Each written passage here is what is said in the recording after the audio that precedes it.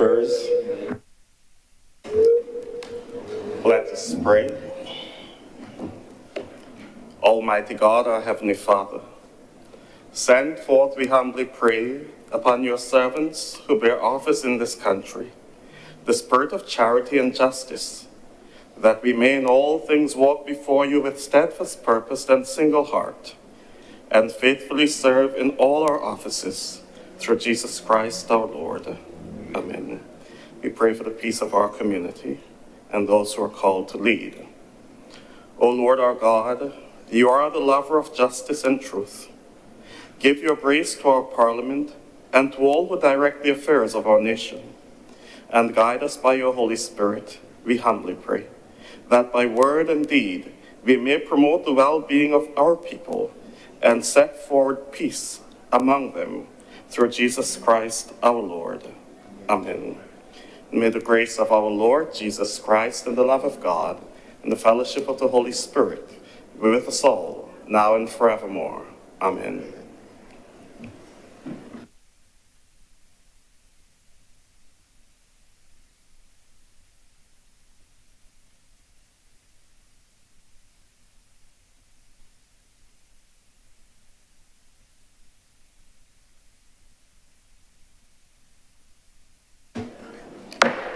The Senate is in session.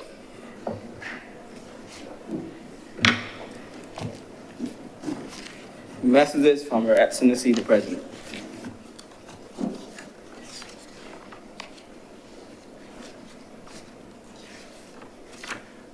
I have two messages. First, dated 29th August 2024, and it reads as follows. Dear Sir, I wish to inform that in accordance with the advice of the Leader of the Opposition, under Section 39(1)(f) of the Constitution, the seat in the Senate held by Ms. Tricia Dion Watson was declared vacant with effect from 28th August 2024. I am further to inform that in accordance with the advice of the Leader of the Opposition, Mr. Andre Walston Worrell has been appointed under Section 36(3) of the Constitution as a Senator with effect from 29th August 2024, signed by the Acting President on 29th August 2024. I have further another communication from the Acting President dated 4th September 2024, and it reads as follows. Dear Mr. President, I wish to inform the Honourable the Senate that the President, Her Excellency the Most Honourable Dame Sandra Mason, FB GCMG DASC LLD, has extended her vacation leave from 1st to 7th September 2024. In accordance with the provisions of Section 33 of the Constitution, I have taken the necessary oaths to perform the functions of the Office of President during Her Excellency's absence. As the Honourable the Senate is not meeting at this time, it will not be possible for the usual formal message to be sent to your chamber. Will you, therefore, please bring the absence of Her Excellency formally to the attention of the Honourable the Senate when next it meets. Signed by the Acting President. Mr. President, Senator Worrell is present, and awaits your instruction. Okay. Before I welcome Senator Worrell, let me just indicate for the record of thanks to former Senator Tricia Watson for her contribution to the deliberations of the Chamber. Yeah, thanks. Record our thanks to former Senator Watson for her contribution during the term of her appointment. It was certainly great to work with her in the Chamber, and we wish her continued success in her professional and personal pursuits.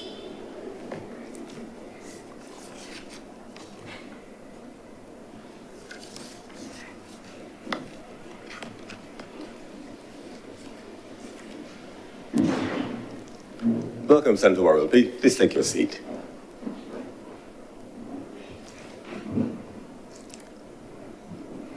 Let me welcome you to this chamber, but of course you're not a stranger to the chamber, having spent some 8 years, I believe, as a member of this honourable chamber. We were here at different times, and this is the first time we're here together, so let me warmly welcome you to the Honourable Senate and to wish you well in your term of office. You are you're a veteran in this chamber and in the public space, and we certainly look forward with interest to your participation in our deliberations and your contributions from your seat as one of the two opposition senators. So once again, welcome and congratulations to you on your appointment, and we look forward to working with you. Thank you, Mr. President, and it is indeed an honor for me to be back here in this chamber to represent the people of Barbados and to join with my colleague, Senator Ryan Walters. And we do look forward to being a voice for the people of Barbados. And thank you for your welcome, and I'm looking forward to working with all the senators here. Thank you. Thank you very much, Senator Warren. Continuing with announcements. Oh, sorry. Announcements by Your Honor, the President. Yes, these are no my announcements. Sorry, those were communications. Thank you very much, Mr. Clerk. We first of all have minutes of our meetings held on Wednesday, June 26, 2024, Wednesday, July 31st, 2024, and Wednesday, August 21st, 2024, to be confirmed. Senator Cummins. Thank you, Mr. President. I beg to move the confirmation of the following minutes, the minutes of our meetings held on Wednesday, the 26th of June, Wednesday, the 31st of July, and August, the 21st, all in 2024.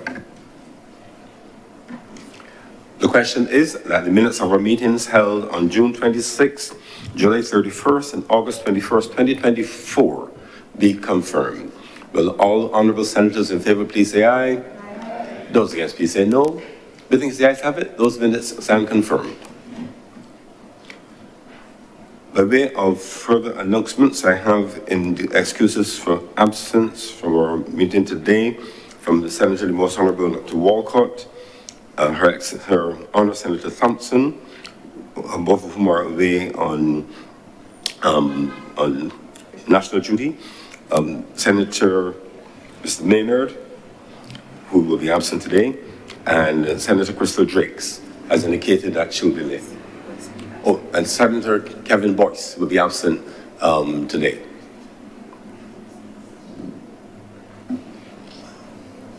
Presentation of petitions, presentation of papers. Senator Cummins. Mr. President, I am commanded to lay the following documents today: the annual report of the Dighton Griffith Secondary School for the year September 1, 2020 to August 31st, 2021. And secondly, the audit financial statements of the Barbados Accreditation Council for the financial years ended March 31st, 2020 to March 31st, 2021, and for March 31st, 2022.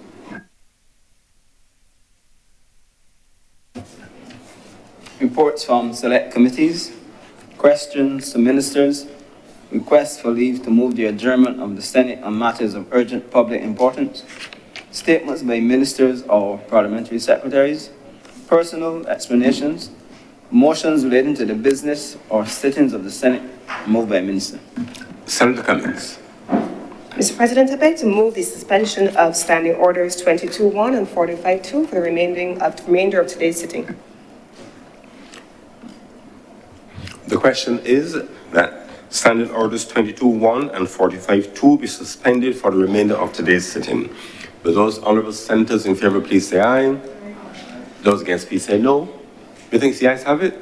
Standing orders 22-1 and 45-2 and therefore suspended for the remainder of today's sitting. Introduction of bills. Senator Cummins.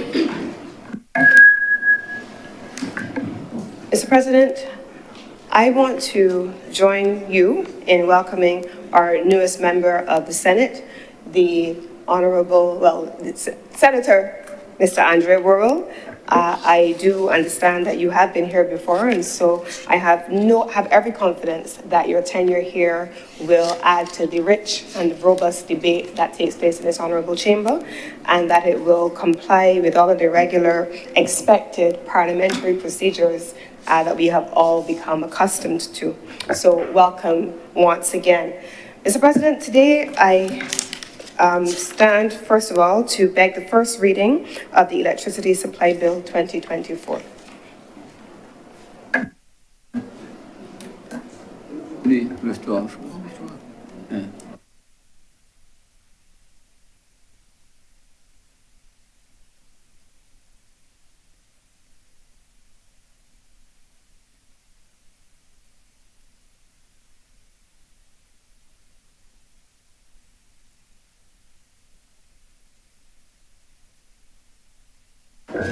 The question is that the Electricity Supply Bill 2024.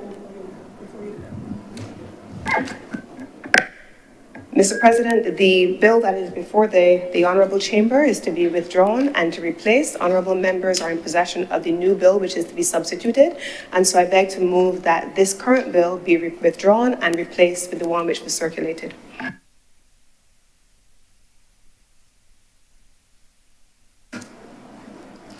The question is that the previously circulated draft of the Electricity Supply Bill be withdrawn and replaced with the subsequently circulated bill. Those honourable senators in favour, please say aye. Aye. Those against, please say no. We think the ayes have it. The bill is accordingly withdrawn and so substituted. Senator Cummins. Mr. President, I rise today to introduce. First reading, please. First reading. Mr. President, I rise today to beg the first reading of the Electricity Supply Bill as withdrawn and replaced. The question is that the Electricity Supply Bill be read a first time. Will all honourable senators in favour please say aye? Aye. Those against please say no. We think the ayes have it. This bill is accordingly read a first time. Senator Cummins.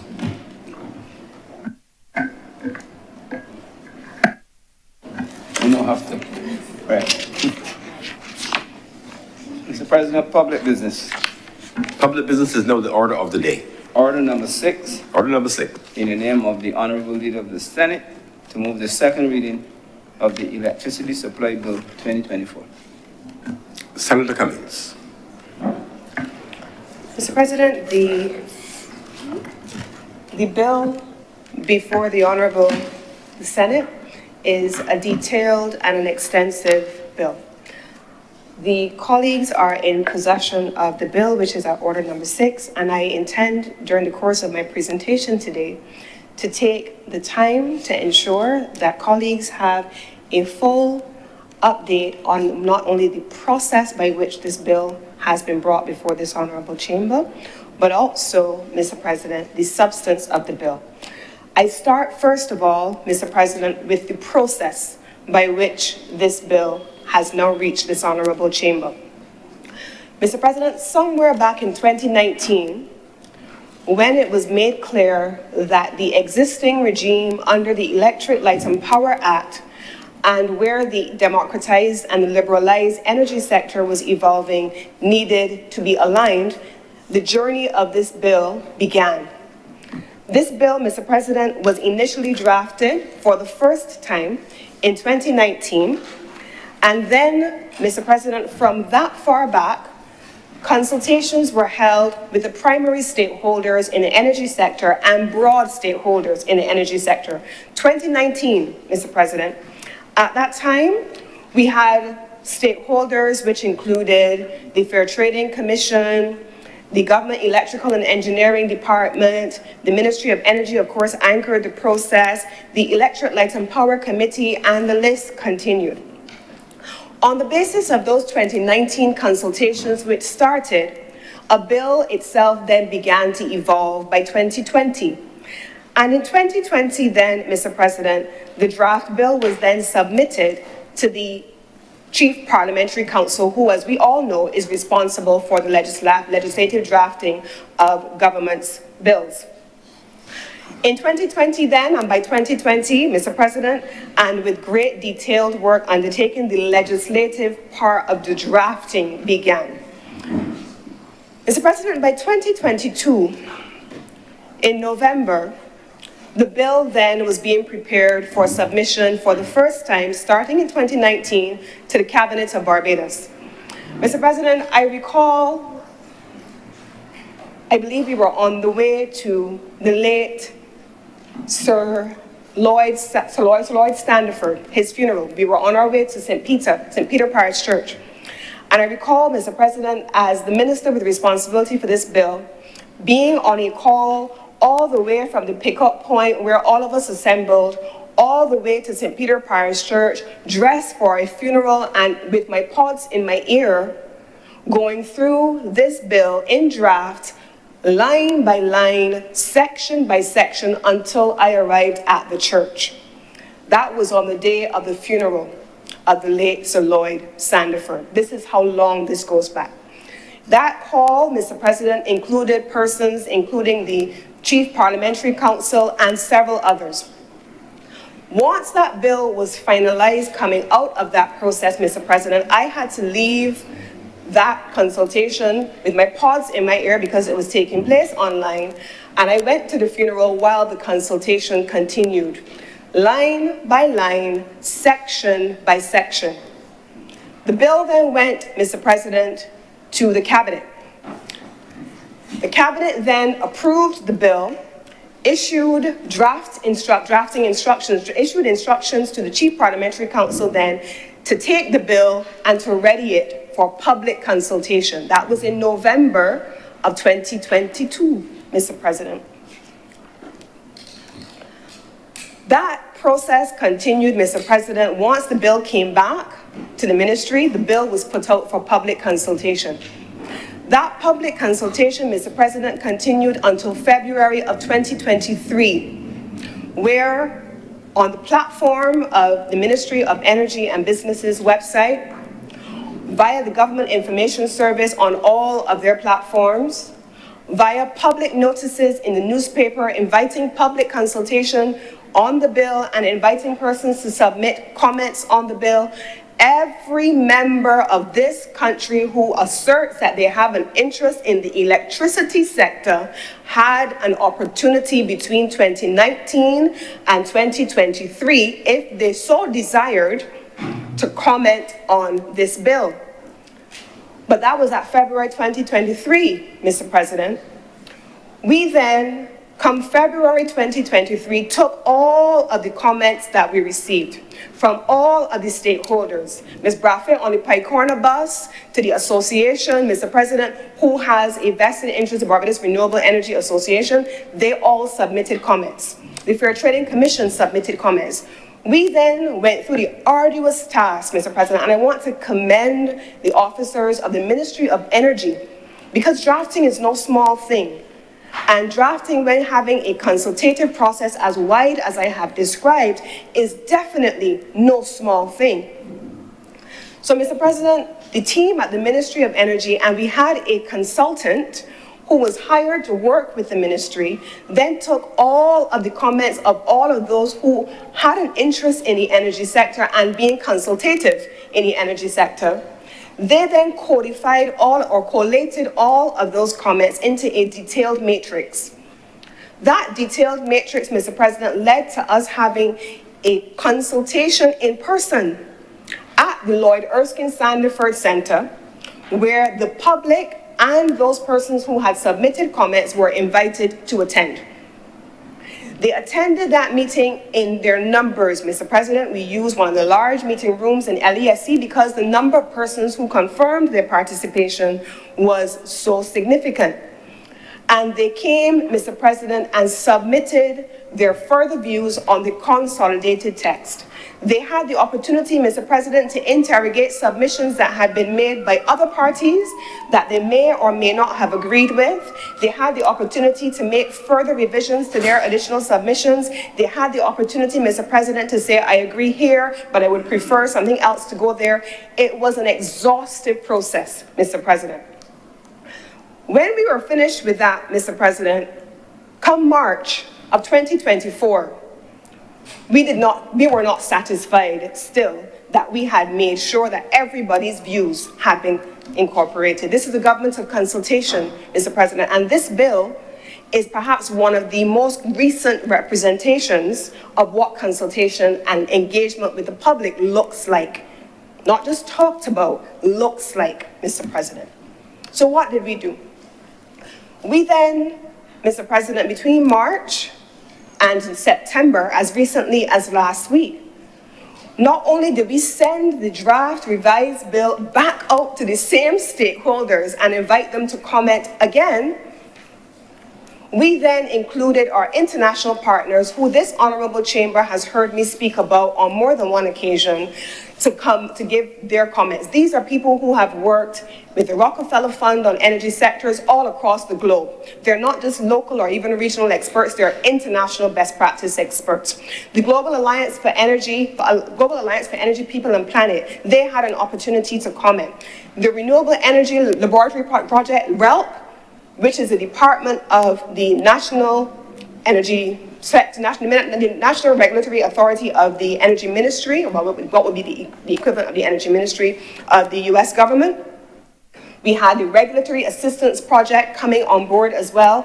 They then added to the local comments among all the stakeholders and gave their further views on where they thought Barbados should position itself, given the size of our market and where the global energy industry was going. So we then had local and global expertise.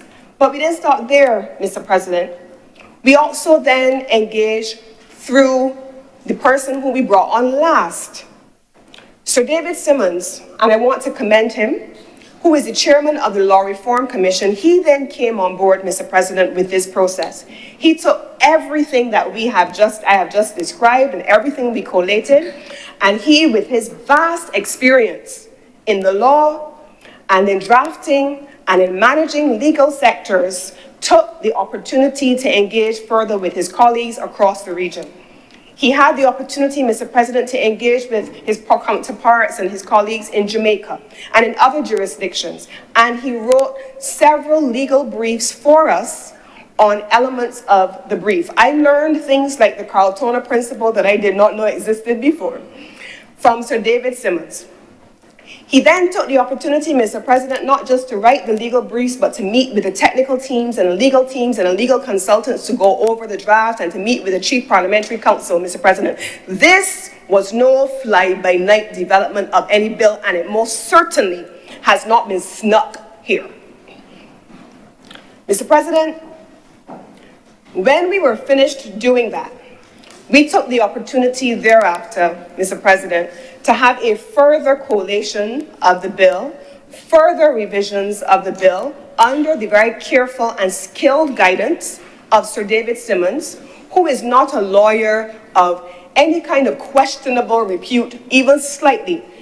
His skill and his competence and his reputation are unquestionable. He is a luminary in every possible way, as I am being reminded. So he has not exalted himself. He has been exalted by others and recognized by others the world over. And we brought him in to ensure that we had his guidance along with all of the inputs that we have received from the partners. Mr. President, last week, as recently as Wednesday night last week, somewhere around 10:30 in the night, I was still in the office with my team, and we were going through the final revisions of this bill.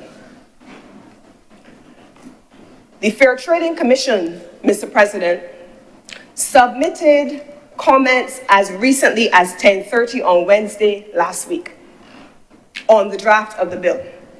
The Barbados Renewable Energy Association and all of the stakeholders, I was very pleased also, Mr. President, that even at that hour of the night, persons from the GEED, Government Engineering Electrical Department, picked up the phone and answered clarifying questions on the operationalization of this bill. This was not brought here in any rush. It wasn't brought here without the broadest of consultations and with the most expert of opinions having the opportunity to weigh in, Mr. President. I have taken the time to go through the process to ensure that this honorable chamber and the public understands that this bill, starting in 2019, made public in 2020, open for consultation throughout 2022 and 2023, finalized in 2023, and then sent back out for further consultations, has not come here by accident. On the government's legislative calendar, I also want to make it clear that this bill was always on the government's legislative agenda for ministries for debate in September. And so the timeline that we worked with all these months was September of 2024. It was always meant to be done in this month, Mr. President. But it has been delayed, Mr. President, not by anything other than the fact that consultations, engagement, and input from our stakeholders matter. And so even on Wednesday, with the eve of the submission of this bill to Cabinet on the Thursday, we were still open to receiving inputs. And Mr. President, here's what is also true. The Barbados Renewable Energy Association, representing large, small, individual entities, they wanted to have the opportunity still to look at the bill. We sent the bill to them. We proactively sent the bill to them.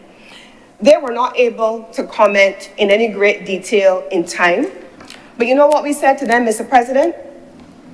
That a bill on the energy sector or any legislation in the energy sector, because the sector is so fast moving, because technology is so aggressive and is moving so quickly, the inevitability, Mr. President, of us having to revisit things over time is extremely high. And so what we have agreed as a ministry is to the creation of a regulatory sandbox for legislation on energy, where all of the pieces of legislation on energy can reside, and they're open for inputs, reform, and amendment, in particular, over the coming years, because the sector has evolved so significantly. So, Mr. President, I wanted to start there so that it is clear that from the government, from the public, from the associations in the energy sector, from the utility, from the regulator, from every entity. Mr. President, we even had, I want to list some of the entities that have commented on this draft bill, Mr. President. The Fair Trading Commission, the Barbados Light and Power Company, the Government Electrical Engineering Department, the Ministry of Transport Works and Maintenance, and you will see as I go through the bill why that is important. The Ministry of Environment and Natural Beautification, you will also see why that is important when I begin going through the bill. We have spoken about BREA, the Barbados Renewable Energy Agent Association, the Barbados National Oil Company, Barbados National Terminal Company, Planning and Development Department, you will see references in the draft legislation to that. The Electric Light and Power Committee, which is empowered under this legislation and under the ELPA to issue licenses. The Ministry of Agriculture and Food Security, BADMC, BAMC, Water Authority, the Ministry of Finance, the University of the West Indies, Mr. President, the National Standards Institution, Barbados Association of Retired Persons, they have sat as an intervener and they took the opportunity to submit, Mr. President, their comments. Everyone else had an opportunity to do the same. Rubis, the Barbados Association of Professional Engineers, the Barbados Cooperatives League, the Bioenergy Group, the Transport Board, the Airport, the Seaport, the Division of Information, the Ministry of Education, the Alliance of Public Transport, the Alliance of Public Transport Operators, Sanitation Service Authority, the Barbados Community College. Mr. President, I think that I have listed a wide enough cross-section of stakeholders that will suggest to you that even if that is not exhaustive, and it is not, from Williams Capital, all of the players, large, small, government, private, have had an opportunity, and I want to use this opportunity to thank them for engaging with us in a meaningful and in a constructive way to be able to make the necessary changes to a piece of legislation that will affect us all. Now, I want to come, Mr. President, to the legislation itself, and I hope that in my exhaustive detailing of what the consultation process was leading to this, I have made it clear that we are a government of consultation in name and in action. We are a government of engagement in name and in action. Now, in this legislation, Mr. President, we have two primary objectives, The two primary objectives, well, several primary objectives actually, but first of all, it is to create a new framework for the electricity sector. Mr. President, it is no secret to anyone that the electricity sector, as it was originally in the early 19th century, which is where the original Electric Light and Power Act originated, in the early 19th century, that the electricity sector then is not the electricity sector now. It is clear, Mr. President, that where we are, while we may have, and we are a small market, so let us not fool ourselves, we are a small market, and so the option of having like much bigger economies, multiple players in the electricity space is not a likelihood.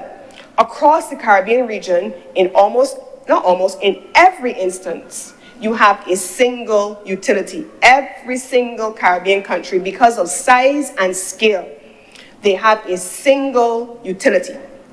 Barbados is no different. So there has to be a discussion around how to manage a single utility as a monopoly service provider while liberalizing the sector to make sure that there is democratization of access for all, for people. So this legislation attempts to find that balance. It also attempts, Mr. President, to treat to the historical legislation that exists that needed to be brought into alignment. The ministry has the role of market monitor for the energy sector.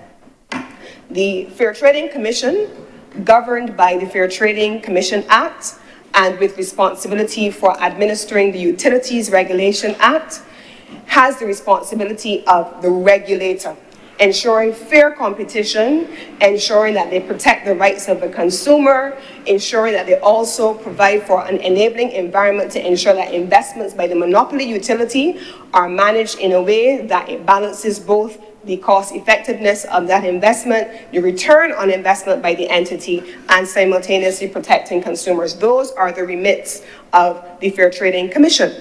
But the ministry is market monitor. And so these various agencies have been functioning all of this time in a very largely incoherent way.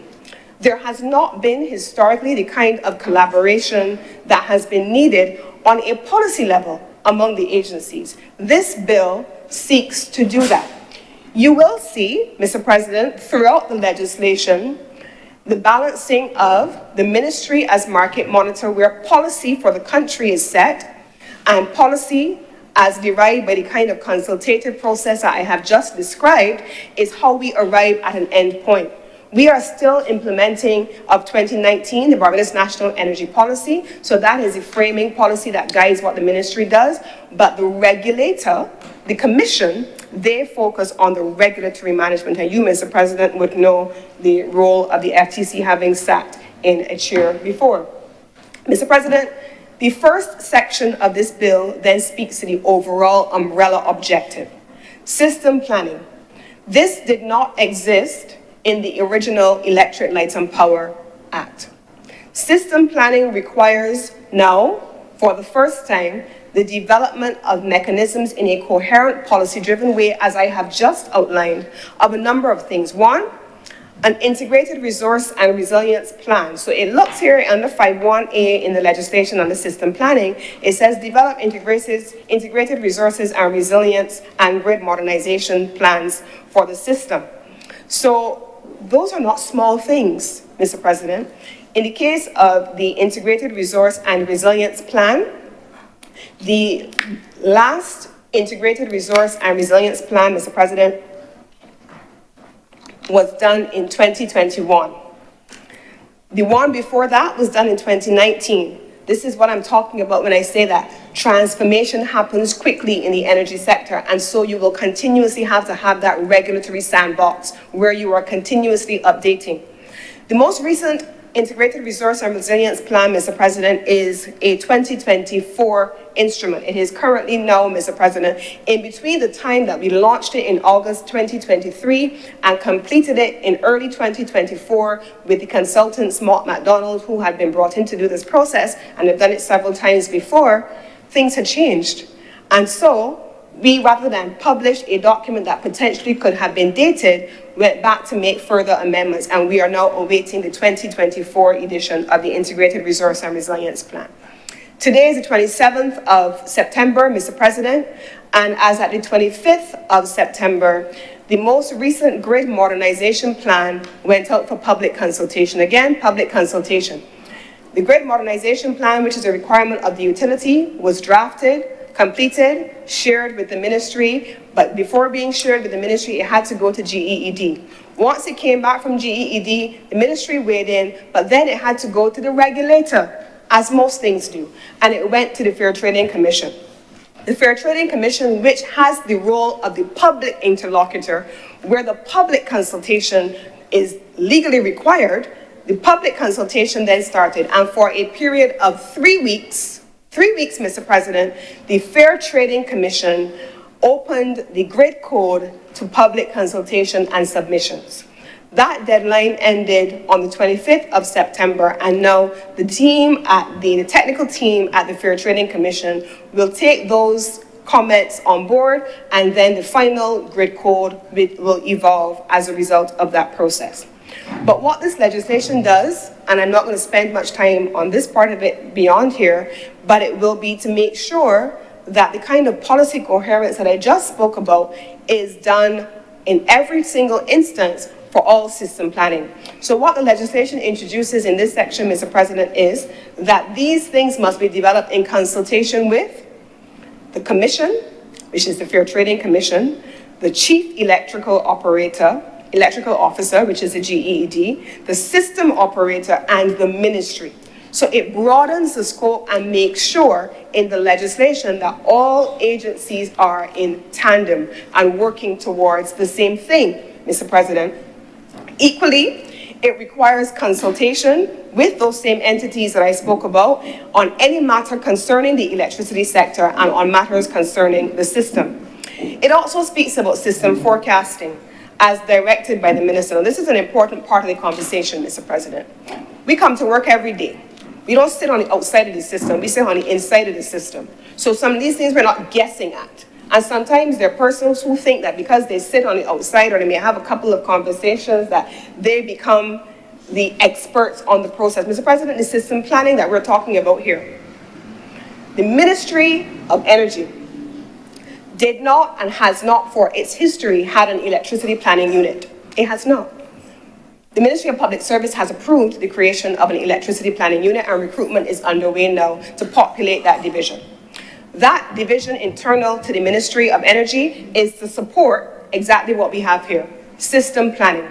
It is meant to work in tandem, Mr. President, with an expanded role of the Fair Trading Commission, which is in the process as we speak of recruiting, with support from one of our development partners, a grid modeler, because they, together with the ministry and together with the utility, are working on the process of ensuring that they can implement the provisions of Section 5 of this legislation for system planning.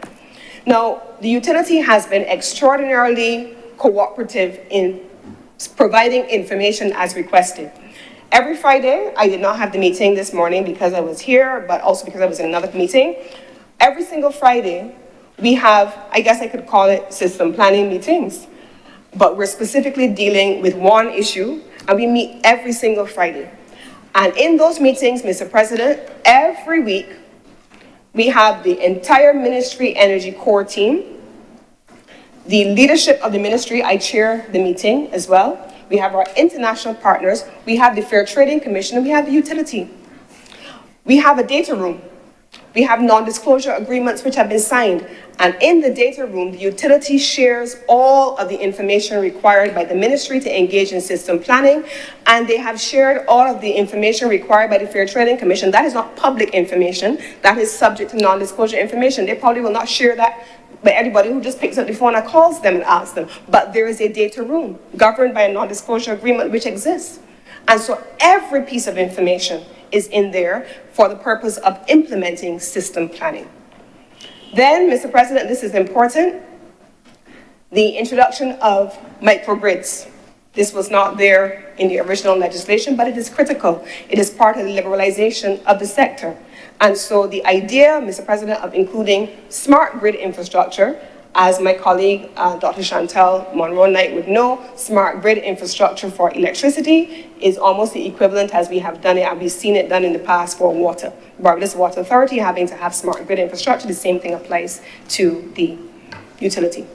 Equally, the underground placement of electric lines, and I think we spoke about that recently. The notion, Mr. President, that a Prime Minister who addressed the United Nations this morning and in her address spoke about issues relating to resilience, who addressed the Rockefeller Foundation yesterday with the President Raj and had conversations around what countries like ours need, who launched yesterday version 3.0 of the Bridgetown Initiative, Mr. President, and has been talking therefore about resilience. The question of underground placement of power lines, electric lines, is a critical part of the conversation. If a climate event hits this country and our power line system and infrastructure comes down, Mr. President, then the ability for us to recover our electrical infrastructure quickly has been severely hampered. And so the legislation, as is the reflection of the policy of the government, speaks about underground placement of electricity lines.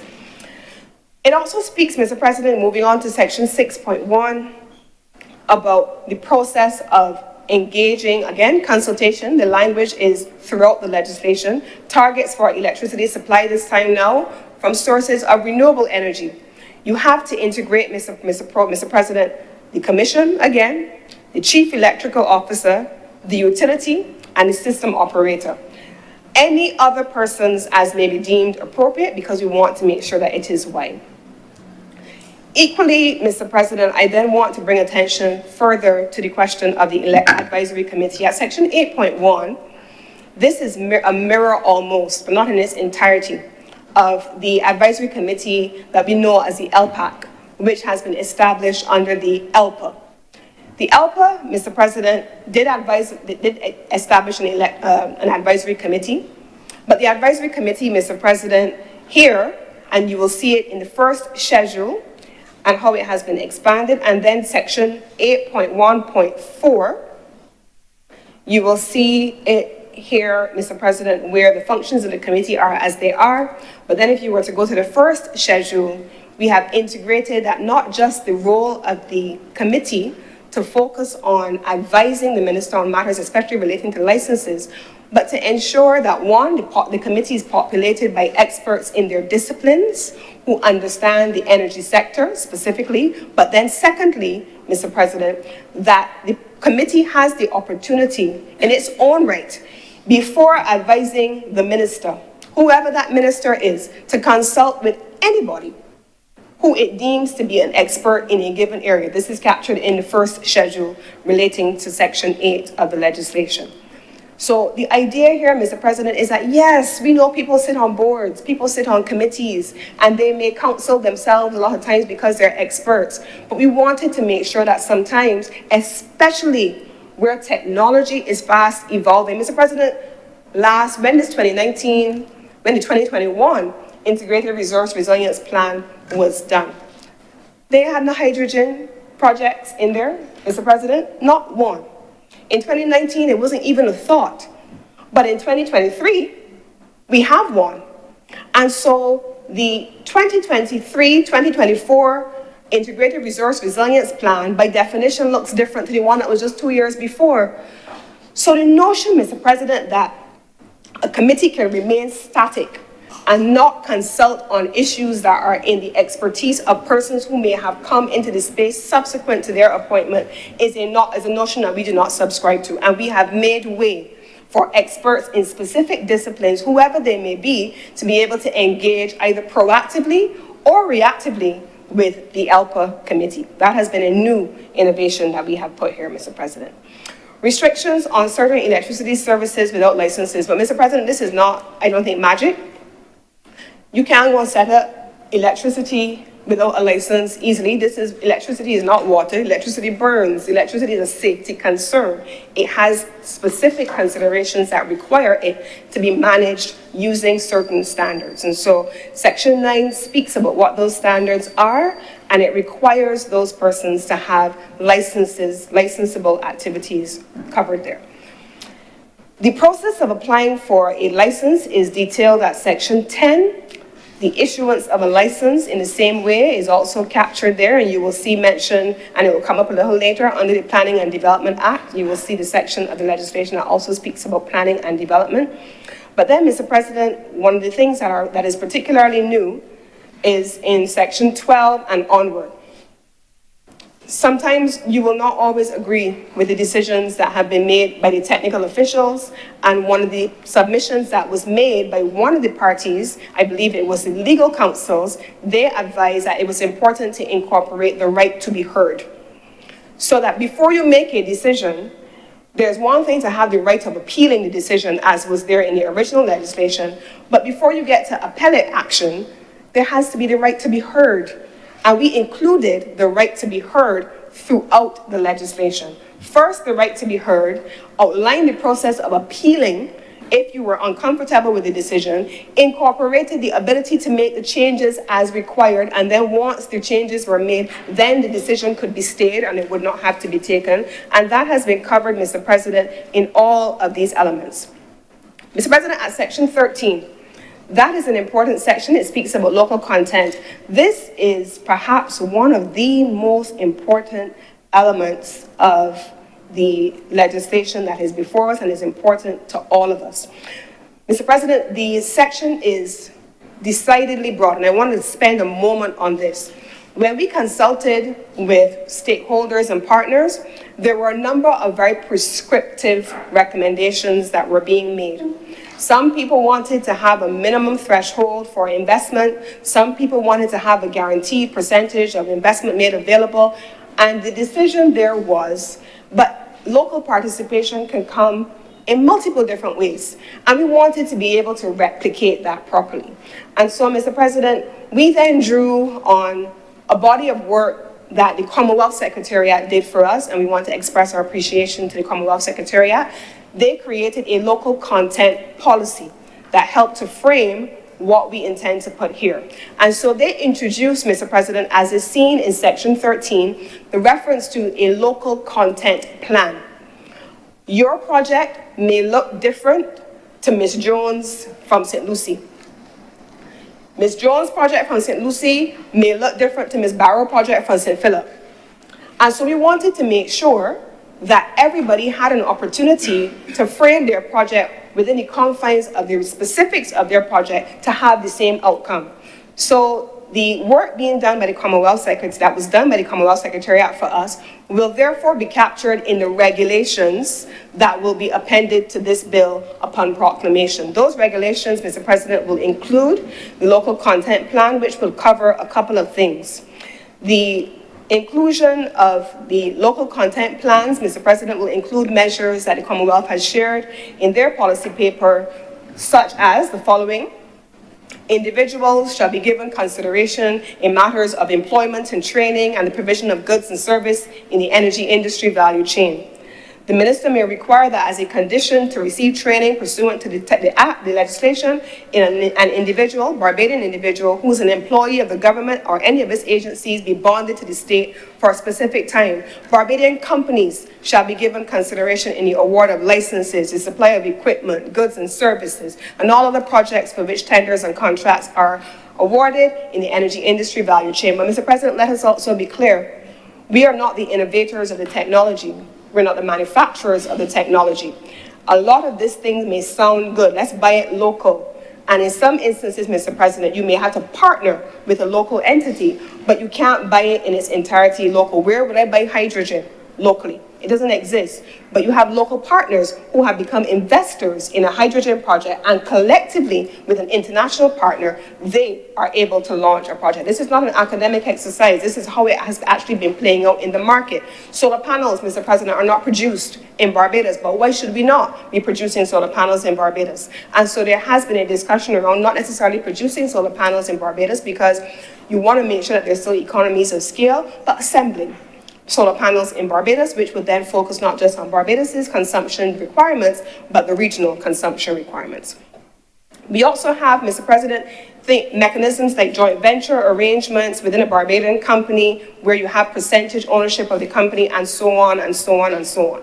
So all of these are the kinds of elements that we expect to see incorporated, Mr. President, in Section 13 and the preparation of a local content plan, which is now a requirement under this legislation. The same principles of natural justice that I spoke about under the renewal of the license are all captured all the way through Section 14 through 16, suspension of a license, and so on. And it also requires you, Mr. President, which is an interesting one, at 17, for you to notify the market monitor of changes where the licensee is transferred. Now, this is drawn, Mr. President, from the Companies Act of Barbados. The Companies Act of Barbados recognizes the licensee at 17A, Mr. President, as a juridical person. So the company may be established, but it may have a beneficial owner or a uniquely beneficial owner as defined by the Companies Act. And so if that changes, Mr. President, there has to be the notification, because of course, there has to be the question of who is the responsible party. Same thing applies, Mr. President, to the assignment of a license. Now, Section 19.1 states right to step in. This is a section that also had the benefit of an extensive process of public consultation. And in fact, sections 3 and 4 are insertions that came from the many of the parties that agreed with those sections that they needed to be included. The state's right to step in. So where the public utility and a system operator or an independent power producer, which I shall call an IPP, fails to perform a material obligation, not just any obligation, a material obligation, or suspends or ceases operations in the electricity sector for any reason other than an event of force majeure, or the suspension or revocation of the license, the state shall have the right to step in and take over the performance or obligations of the operations.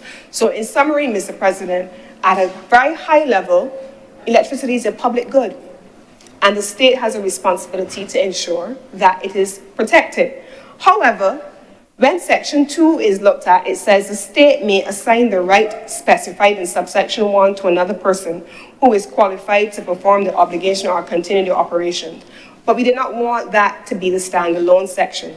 So we included Section 3. The minister may include a license under such terms and conditions as may be appropriate for the purposes of subsections 1 and 2, but 4, the state shall not exercise the right to step in pursuant to subsection 1 or assign that right in subsection 2 without providing the licensee with an opportunity to make submissions as to why the state should not exercise or assign the right. It is very clear that the state can't just do what it likes. As a matter of fact, this legislation, for the first time, also unlike the ELPA, binds the state. It says so at the very beginning of the legislation. So we had a number of government buildings, a number of government agencies who were not bound by the previous legislation and who may have gone ahead without licensable activities because it did not bind the state. This one does. The state has to comply with the things that it is asking the market to comply with. Registration, that is covered as well. I don't want to spend too much time on that. Interconnection, this is important, Mr. President, because the interconnection regime is critical, and it includes all of the agencies that I have spoken about: GEED, FTC, the Ministry of Course, and the public utility. Duties and participants in the electricity system. I want to spend 2 moments on this section here. Section 22 and Section 23. 22.3 and Section 23. Where the public utility shall not unreasonably refuse to enter into an agreement with a licensee or a registrant. But it also provides a mechanism for how we can arrive at a conclusion where you have a challenge. Where the public utility and the independent power producer fail to arrive at an agreement within the time frame established pursuant to subsection 2, the Commission, Fair Trading Commission, shall specify the terms and conditions of the agreement. And I want to give an example here, Mr. President. In systems over a certain size, you have power purchase agreements. These are typically negotiated between the independent power producer and the utility. The Fair Trading Commission provides a template, and then the final agreement has to be approved by the Commission. And we have not seen in recent years many of the PPAs signed and concluded. The ministry, along with the Fair Trading Commission and the utility, and again, with the very critical assistance of Sir David Simmons, have sat down and have looked at the provisions that have proven to be contentious in the power purchase agreement negotiations, along with our international partners, Mr. President, and we have tabled solutions. We went from having 8 areas outstanding to having 5 areas outstanding to having 1 area that is in the square and in the remit only of the power purchase producer and the utility. And I believe it is my understanding that during the course of the coming week, once this bill is behind us, hopefully, that the utility and the Sir David Simmons and the FTC will sit together to rationalize what that one remaining issue will look like. Mr. President, we have then duties of participants in the electrical system, so that is all covered, but I want to raise one particular element, Mr. President, beyond system operators. I can go through all of that. Mr. President, in 2019, Barbados had a blackout that the country talked about, laughed about, still talking about, still laughing about, because they call it the monkey blackout. Is that what they called it back then? Last year, we had another one. The existing legislation had no obligation for the utility to report to the minister. They did so out of relationship with a government. Any government at that time they would speak to and let know what is happening, because the government has a responsibility for a public good, which is electricity. Mr. President, when the electricity went out on that blackout, and I've told this story before, when the electricity went out, I believe we were in cabinet. It was a Thursday afternoon, so I remember well. And I remember speaking to the utility and saying, what is the problem? What's happening? And they said to me, we expect the power to be back up potentially within the next 2 hours. But on the basis of past experience, instinctively, we knew that that was not likely to happen. It took them 7 hours to be able to get the system back up, Mr. President. And why did it take them 7 hours? One, it was a black start, so it required a significant deployment of effort and attention, and it was technical work that needed to be done. But more importantly, Mr. President, because of the high volume of intermittent renewable energy on the grid, it created instability on the grid. When the utility hit, and I was in, at the time I had left cabinet, electricity had come back in the area. We were at 72%, Mr. President. And I was in Massey in the line and the electricity went down, the generator kicked in. Utility was on the phone to say, Minister, we just lost all that we just restored. The system just went right back down. What was the challenge? That at that time of the evening, the clouds are starting to come over. The amount of RE that's coming in from solar panels on different people's roofs, probably many of you in here, is intermittent. And by the time it came back onto the grid, it created instability. And because they can't control it, they can't see it, they can't determine how it comes into the grid. It just comes onto the grid. That's the reason why there's a system operator. But there's also the reason, Mr. President, why there is a responsibility in this legislation when there is a major system failure that the system operator, the utility, has to inform the minister, now by law, and the commission on the status of the electricity system. At the time of those blackouts, they were legally required to notify the commission. There was no requirement to notify the ministry as the market monitor. This has now been inserted in the legislation. But Mr. President, it also says a couple of critical important things at section 3 of that section. The system operator shall conduct an investigation into the causes of a major system failure, utilizing an appropriate root cause analysis technique. This was in language inserted by actually the commission itself.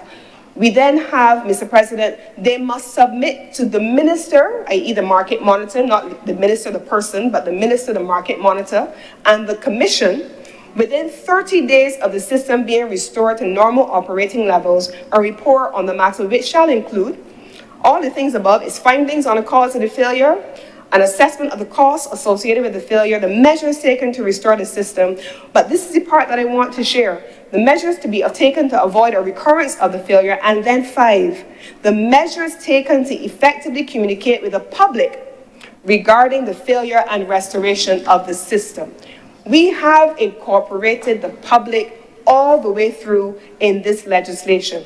We've also kept the threshold fairly low, Mr. President. Somebody may think, well, what's the definition for major system failure? Could it be that 100% goes down, 80%, 50%? We've kept it at 35%.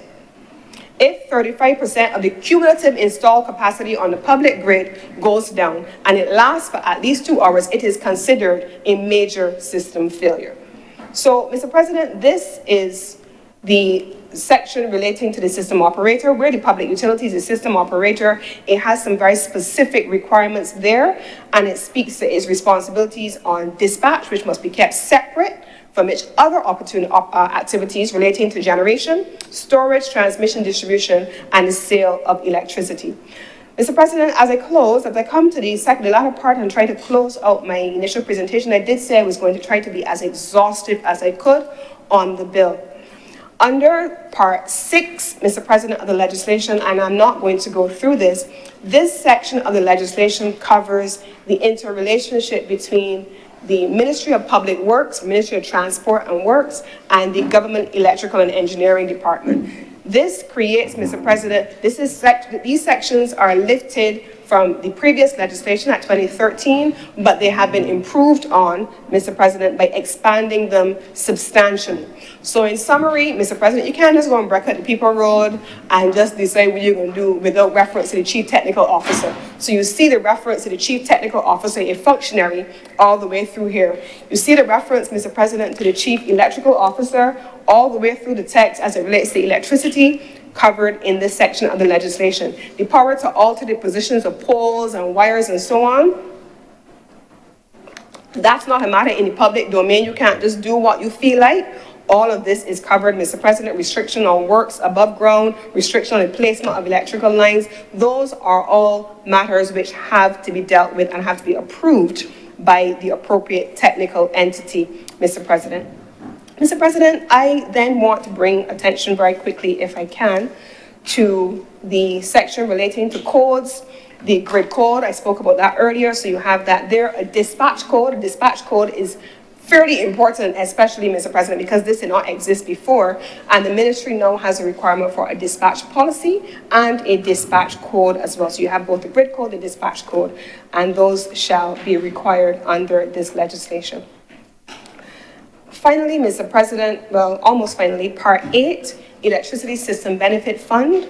This is established under the legislation. The amount of work, and I asked my team last week to begin the process of aggregating the cost of the work that we have had done by agencies that have supported us. The Inter-American Development Bank, I have to recognize them publicly. The Rockefeller Fund, the Bezos Fund, the IKEA Fund through GIAP, I have to recognize them publicly. RELP, I have to recognize them publicly. RAP, I have to recognize them publicly, Mr. President, because if the volume of work that we have gotten out of all of those agencies were to be costed, my staff tells me we would be in the millions and the millions of dollars because they have worked with us in an extraordinary way. Mr. President, the team in the Ministry of Energy, with the support of these partners, can now tell you that we have in our possession a full grid characterization study. We have mapped the entire country, Mr. President. We can tell you where the clusters of solar exist, where the clusters on transmission lines, on distribution lines, where storage needs to be deployed, for what purpose. That work has been done with the support of these partners and through the exchange of ready information under non-disclosure agreement from the utility. They're not things that you can just necessarily, there are people, last week or so, someone came and they said, oh, we want to do a project in Barbados, and we went to the utility and they were asking the utility some questions, and what they got from the utility they were not satisfied with. I said, but you're not on a non-disclosure agreement. Why would they share their proprietary information with someone who's just walking off the road? It don't work so. So they didn't. But I can tell you that the Ministry of Energy, with the non-disclosure agreements in place and with all of the international partners and all the development partners, has been able to have full access to the information relating to the grid and relating to our energy system overall. And in so doing, system planning has taken place at a level that has been expansive. I also want to express my support, Mr. President, my appreciation for the Fair Trading Commission, in whose affairs we do not interfere, because there are quasi-judicial bodies, so you will never hear me from here or any other pulpit speaking about matters under the remit of the Fair Trading Commission. That's not for me as a minister to do. But what I can say to you, Mr. President, is that on matters relating to policy, the Fair Trading Commission, on all of the things that I have just described, has sat at every single table, on every single meeting, with every single partner, each and every single time. And they don't have a large team, but they have come to the table in the interest of policy coherence. The decommissioning fund I mentioned earlier, Mr. President, when I spoke about the Ministry of Environment and Environmental Protection, this decommissioning and the decommissioning fund is related to the importance of the circular economy and protecting the environment and ensuring that when you reach the end of life, and the electrical, I'm going to tie this into the electrical inspectors which are in the legislation. When you reach the end of life of your system, Mr. President, yesterday on the back page of the newspaper, we saw someone lamenting people dumping indiscriminately in our gullies. The idea here, Mr. President, is that we don't want to see energy installations, energy infrastructure finding their way in places that they don't belong. And so investors have to incorporate in their financial modeling what is necessary for them when their infrastructure reaches the end of their life cycle, where they will go, where they will put them, and how they will dispose of them, or how they will repurpose them. That is the requirement for a decommissioning fund, because you're meant to have the financing planned for so you can execute it, and then you are required to submit a decommissioning plan as well.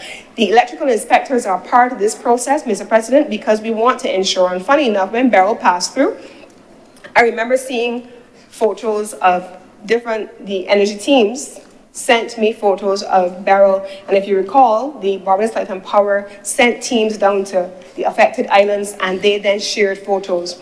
That team, working with our team as well, shared some interesting information. They shared with us photos of ground-mounted solar systems that stood up against Beryl and those that did not. And one of the conversations that evolved was what is necessary for resilience, what is necessary for structural integrity. When you go and put up a solar system on a ground-mounted system, you just look back at it, you just know that it's producing what it's supposed to produce, and if it goes down, you want to understand why. But the requirement for us to maintain installations at a certain standard is introduced in this legislation, one, and it is meant to be enforced in this legislation through the appointment of electrical inspectors who are responsible now for the first time for going out there and seeing and reviewing where installations are for renewable energy and ensuring that they are compliant with standards that are to be developed. These are also meant to be captured, Mr. President, under the regulations, and there's also the provision, Mr. President, for the reporting and how those things are meant to be costed. Finally, Mr. President, Part 11, the Electricity Appeals Tribunal, I've spoken about that before, the opportunity for us to have appellate mechanisms included. If you appeal to the tribunal and you're still not happy, then you have the recourse of appealing to the High Court. I've spoken about the I have not spoken about the Renewable Energy Procurement Committee, Mr. President. The Renewable Energy Procurement Committee is, again, this is going to be covered in the regs as well, and it is anticipated that the Renewable Energy Procurement Committee is going to be populated by the Chief Procurement Officer, the Fair Trading Commission, the GEED, the Chief Technical Officer, the Ministry of Finance, the Ministry of Energy and Business, and any other persons who are not conflicted in any way, but the agencies that have regulatory authority for the energy sector, the electricity sector, and for government procurement are expected to be under this section in this committee as captured in regulations. And so, Mr. President, I have gone through the bill in this great detail deliberately, because a lot of times when we introduce bills, we speak about the policy framing. But I wanted on this occasion, because this is a substantive bill, to go through the bill itself. At section 72, for example, it speaks about planning and development permission, planning and development plan. We have a planning and development plan. We have a development plan for the country. And we want to make sure that what we do is in coherence with that. This bill is a coherence bill. It is a policy-driven bill.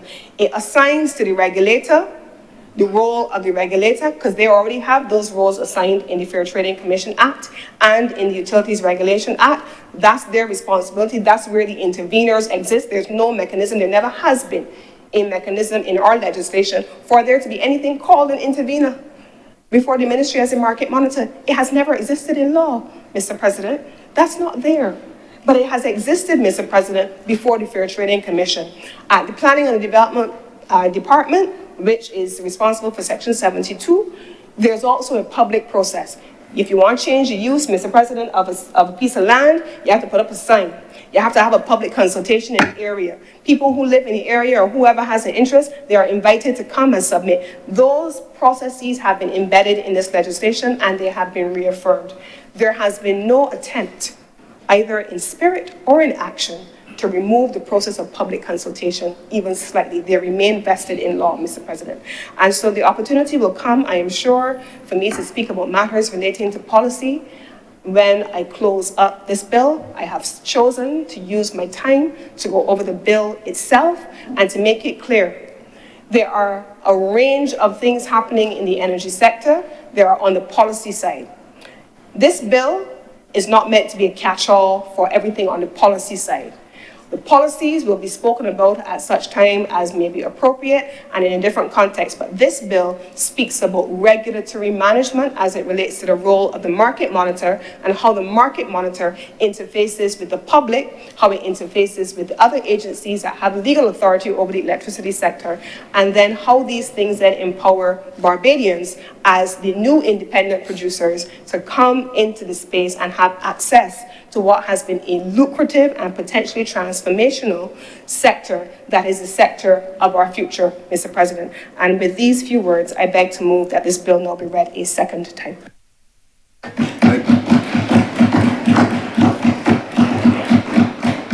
Thank you, Senator Cummins. Senator Walters.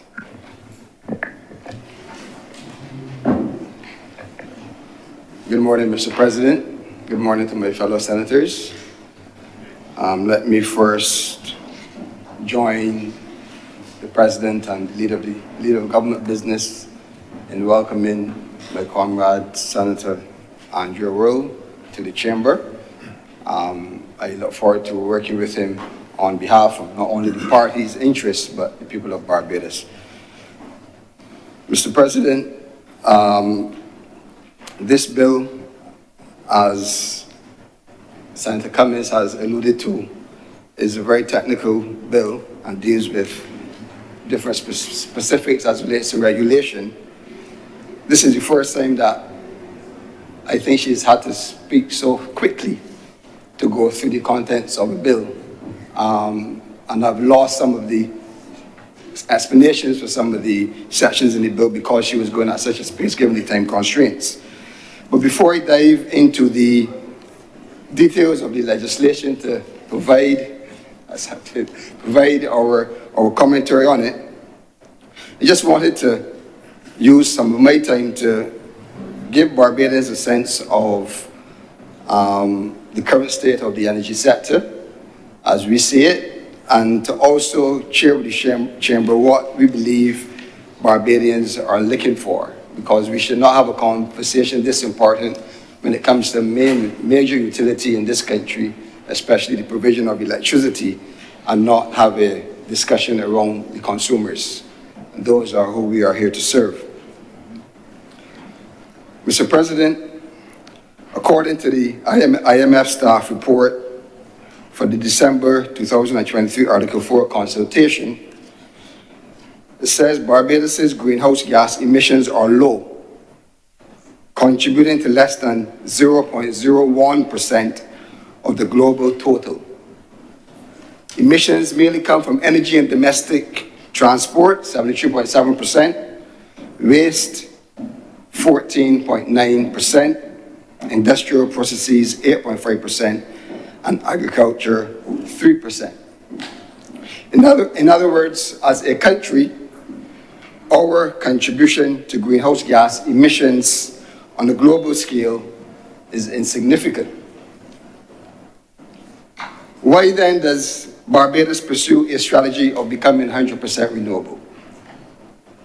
A strategy which is easily supported, and we definitely support it, but in our view requires much greater understanding and discussion. We support the environmentalist view of preserving the environment and so forth, but the question still has to be answered. Why does Barbados pursue a strategy of becoming 100% renewable, given our contribution to our global greenhouse gas emissions? We have been told in many places, in many different times, that there are so much benefits to the transition of moving away from the extremely high reliance on fossil fuels. So we want to move away from our traditional reliance on fossil fuels, primarily because of three things we were told. We have our benefit of our geographic location to exploit: sun, sea, wind, and other sources that we can use to generate our own energy. We need to save foreign exchange because we have been spending hundreds of millions of dollars on the importation of fossil fuels. And it is a measure to control the cost of living in this country, because not only do we get a cheaper alternative when we do a transition to alternative energy solutions, but we also get it's more predictive, so we can plan better and we can sleep better. So it helps control cost of living. It's a measure to save foreign exchange, and we have the geographic location to exploit the move to transition. This is what we've been told over the time by different persons in different places, and I think Barbados understands this. So it is an easy sell to the consumers of the country. In my view, it's an easy sell.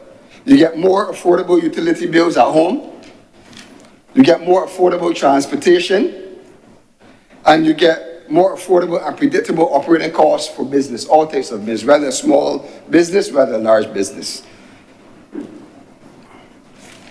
It is no doubt that there's been an ongoing discussion about the high energy cost that Barbados has when compared to our global partners as well.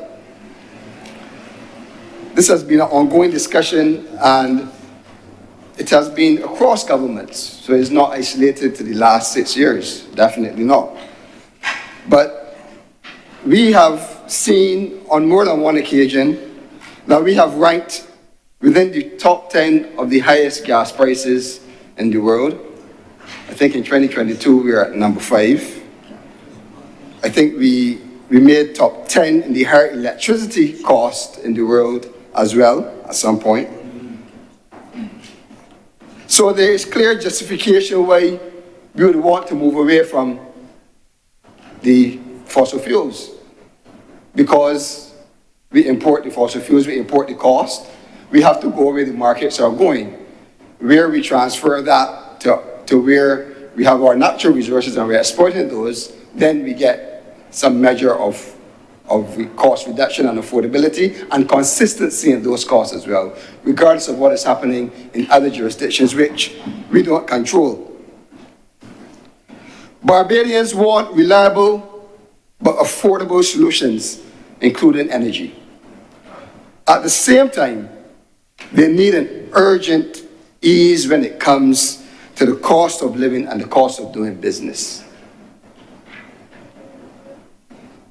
The peace of mind is what the country needs. A peace of mind that the transition to renewables, although an easy sell in theory, becomes a reality when Barbadians are able to feel it in their pockets, when businesses are able to feel it in the way that they can manage and plan for their business.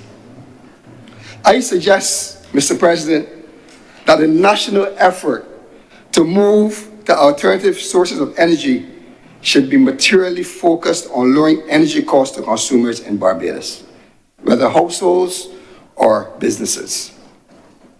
The transition effort should be balanced. We therefore should not seek to turn the conversation into one of economics only for the purpose of foreign direct investment or for even jobs or even taxes on the production of the energy without equally focusing on what the end cost will be to the consumer. I think that is what Barbados is also key to hear from the government. I think that is very key to this conversation.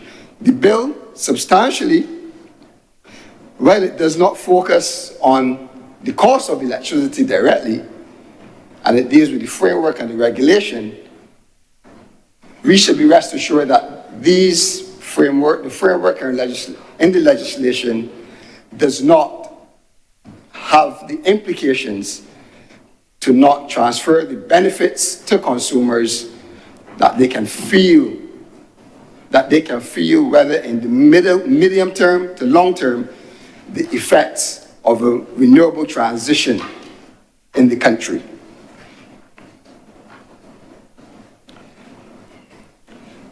I agree that the investors who invest, because it will cost money to invest, it will cost business partners to invest. We need the investment. We need persons to go there and take the risk.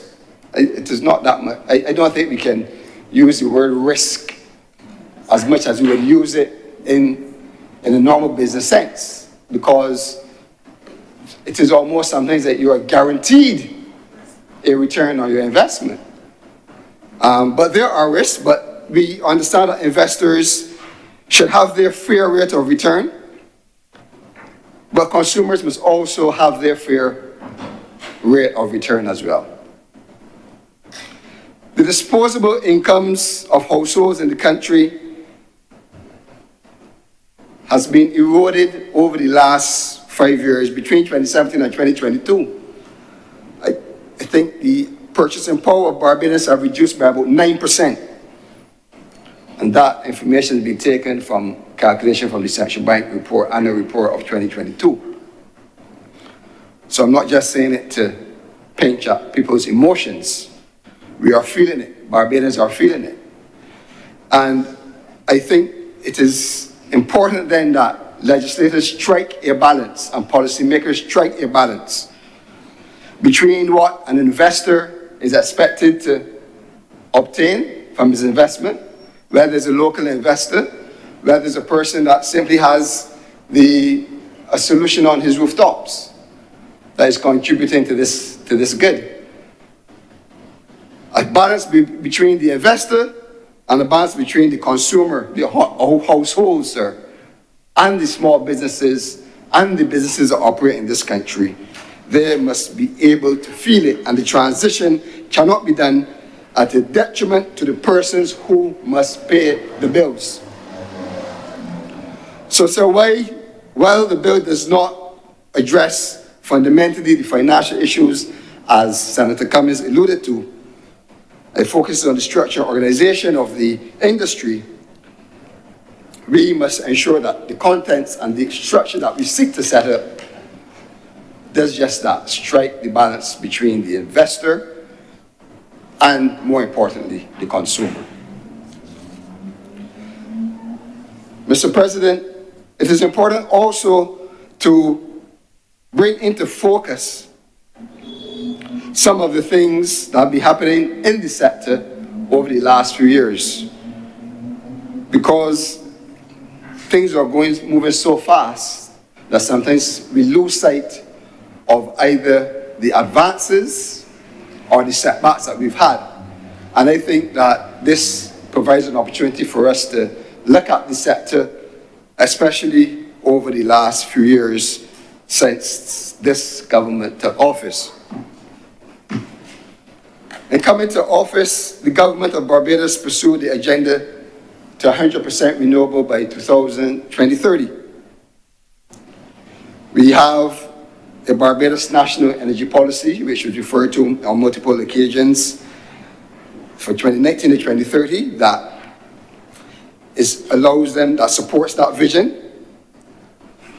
We were also told that this transition will bring the relief to the consumer.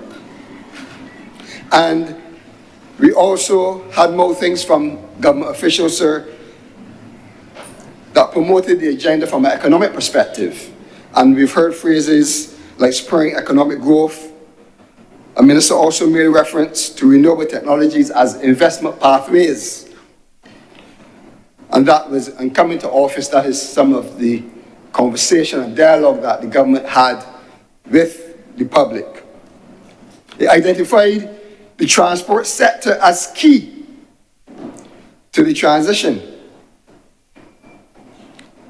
And I'll quote an official, if he can, who said the transport sector is particularly integral to the transition and will be dragged kicking and screaming, if necessary, into the revolution. Well, the public has felt the effects, and we have been dragged and kicked through the transition, because we, for sure, have to endure the doubling, almost doubling of transportation costs to the average person who needs to use public transportation. Bus fares have gone up by almost doubled. I think around 75% or 80%. We have to now pay a fuel tax, which is asking consumers to pay, in some cases, almost 3 times as much as they would have previously paid in a road tax. So the transport sector, the people in this country are being kicked and dragged by the government today with prices at the pump. Prices at the pump not moving for over a year, 390 days to be exact. This is the condition that the people are faced with. This is the state of the energy sector as the average person sees it. And although we have asked the question on behalf of the people of why there have been no fluctuation in the fuel prices at the pump, given the change in global price of oil on the international market, we have had no response from the government. I don't know if the government believes that they are responding to the Democratic Labour Party, but they are really responding to the people of Barbados who have to pay the exorbitant prices at the pump, given the going away from the custom of being able to achieve some savings when the prices dip internationally. Because when the prices go up, we are asked to bear the cost. So when the prices come down, it is only fair that consumers expect that the prices come down. I have seen in the media recently also that a minister in government has reported that the government will now examine if they will continue the VAT regime on the electricity bills. And in that media release, what caught my eye was that I think it was reported that a barrel of oil, the Brent crude oil, a couple of days ago, traded at about $75 a barrel.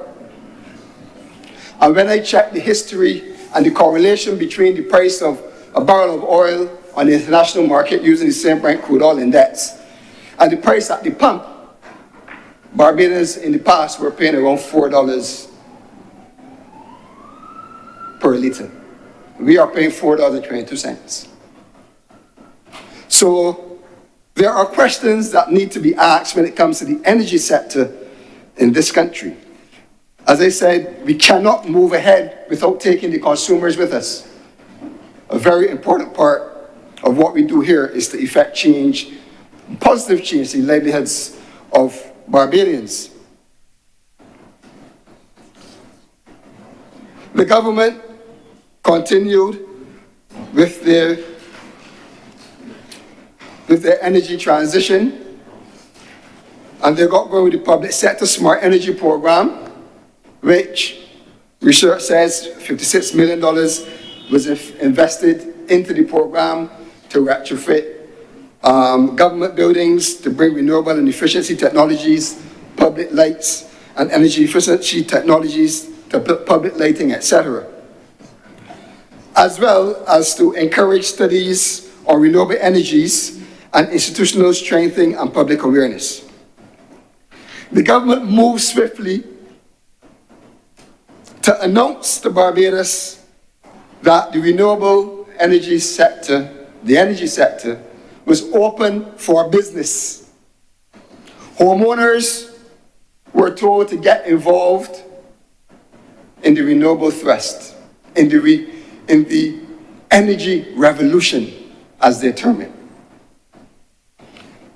Put PV systems on your rooftops, sell back to the grid, earn a return, contribute to national grid, and still have a low return as an investment option. Comparisons were made to how much return you get from a savings account at the bank, to how much you would earn in getting involved in this sector. Entrepreneurs and investors were told to get involved. Use your existing properties to put PV systems in, sell to the grid, earn a return. Buy and lease land is what persons did. Bought land, they leased land, some even prime agricultural land, and invested in solar farms to earn a return as well as to contribute to the national good. Let's not forget the BEST program during COVID, where $300 million of taxpayers' money was invested into that program to support the hotel industry, of which a percentage of those funds, if I recall, had to do with renewable technologies investment. So the government full steam ahead.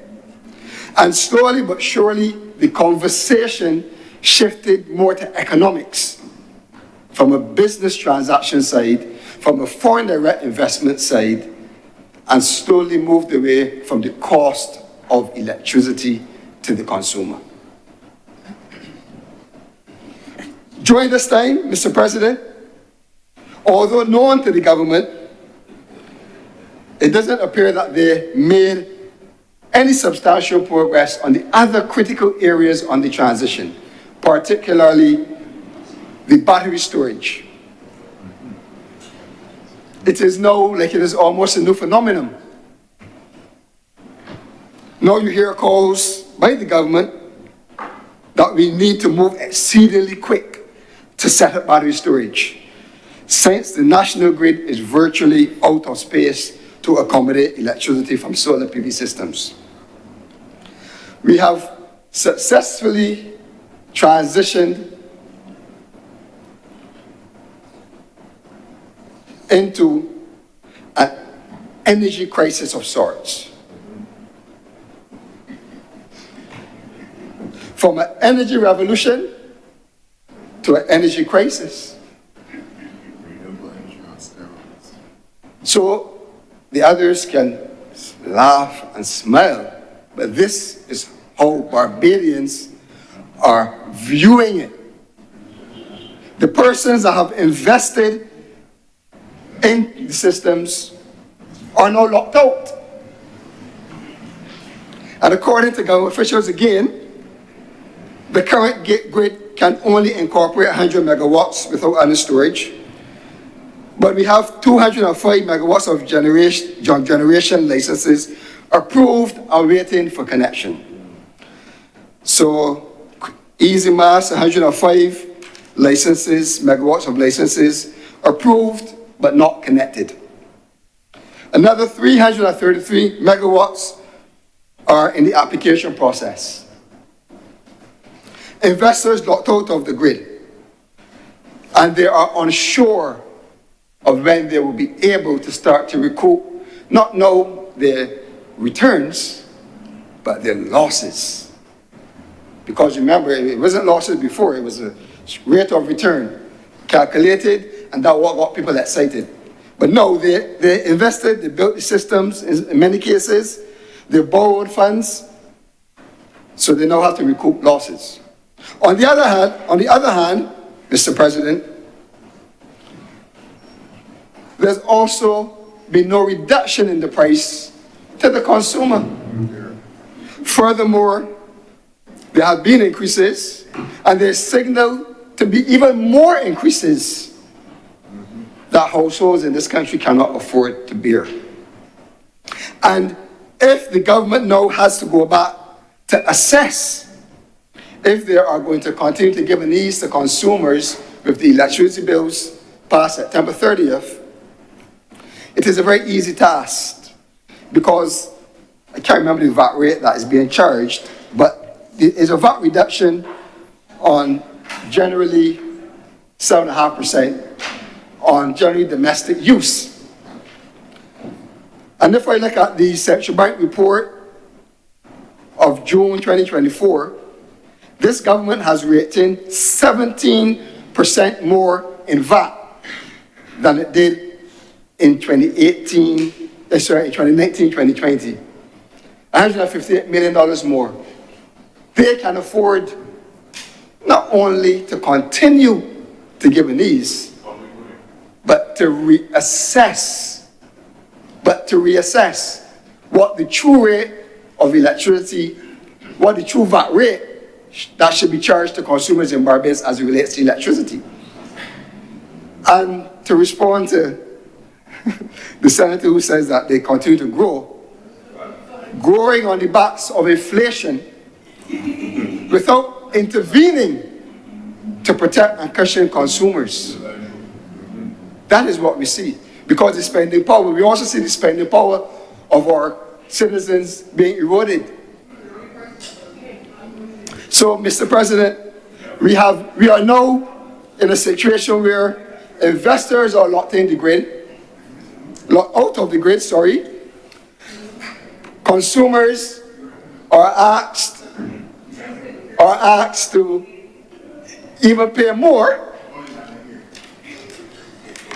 And we have moved from energy revolution to energy crisis. The current state also is that although the government seems to have a handle of where the country is as relates to utility license that expires in a couple of years, 2028, the country is yet to hear the details of those negotiations and start to see the contents. And start to see the contents of those terms and conditions. And that is something that, if you want to be transparent, these things take time.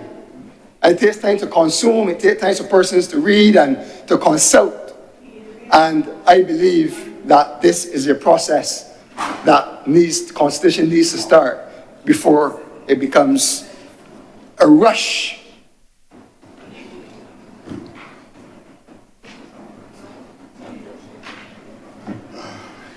But what is kind of a question that I have, and it's a serious question I think an average person will have. We have a utility license that will expire in 2028. We have a new Electricity Supply Act, or bill in this case. How do the two collide? How does utility,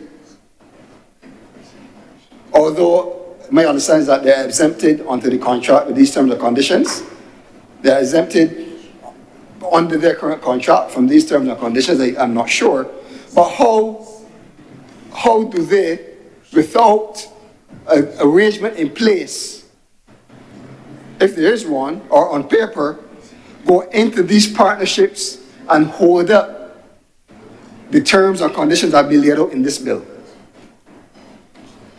And I think that's a fair comment.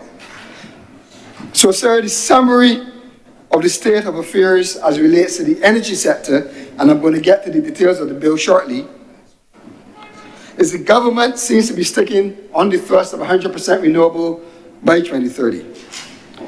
It is possibly unlikely, but there are forging ahead.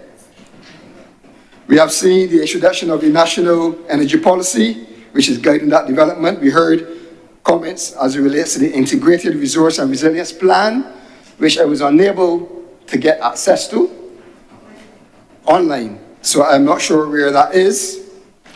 We know for sure that investments to the grid have been locked out and investors are becoming tired.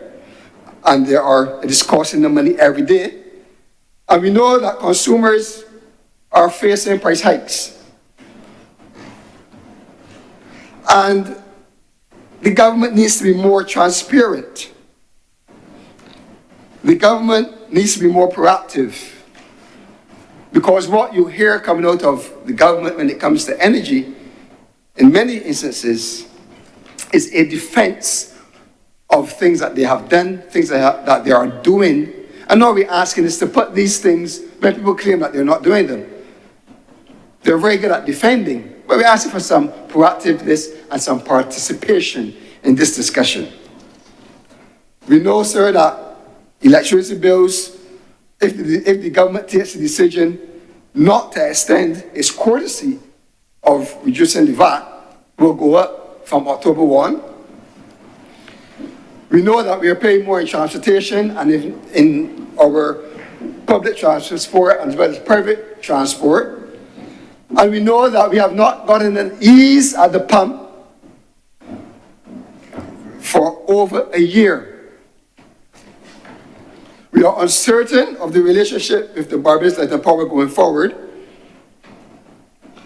And we also know that when coming to office, the government did not, in the first instance, pursue kind of a strategy that was already discussed by the previous government of amalgamation of some of the energy companies that government owns, but it is now on the cards since 2019.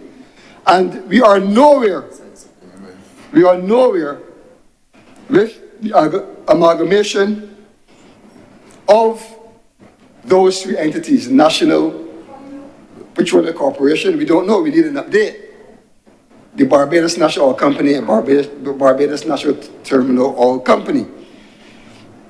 So, from our view, that is how consumers in this country are seeing what is going on in this country.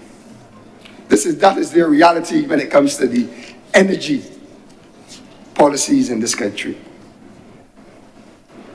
If we look at the details of the bill now, to which I will turn, Mr. President, Section 7 of the bill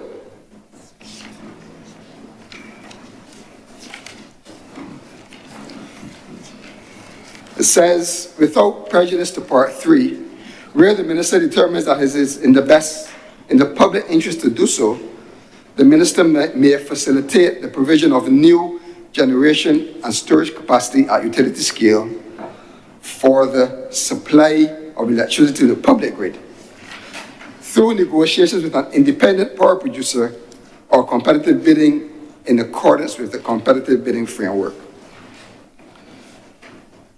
In reading of that section, it bypasses the advice of the advisory committee. Too much power concentrated in the office of the minister without adequate transparency and consultation. The Electricity Advisory Committee acts as a body that assists in getting the public comfortable that there is enough transparency and consultation in these processes.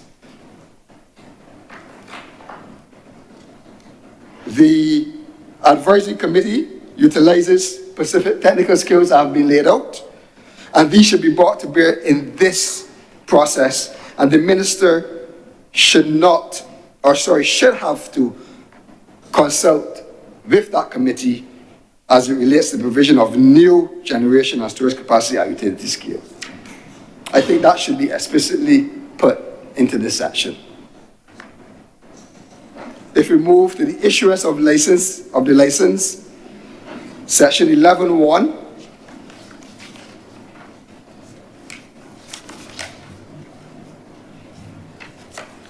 the minister may, upon payment of the prescribed fee, issue a license to an applicant where the minister is satisfied, and it goes on. The wording in the bill suggests, sir, that the minister does not have to consult again with the Electricity Advisory Committee. Seems a little untidy. Section 8.1 does direct the Electricity Advisory Committee to consider and make recommendations to the minister in respect of the applications for the issue of renewal licenses.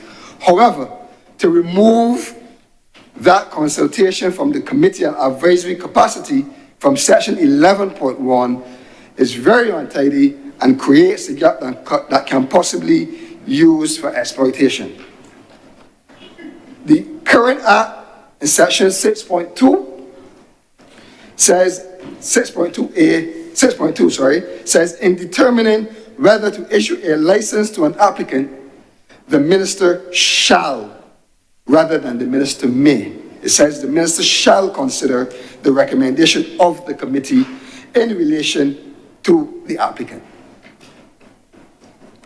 So there is a distinction between where we have taken the proposed legislation, where the minister now is not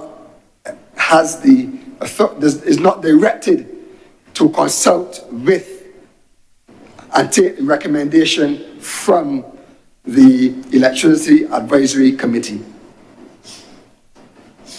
If we lecture to the licensee to notify of changes and assignment of license, section 17 and 18. Section 18 first deals with a licensee who is desirous of transferring, assigning, selling his license, or any rights under his license.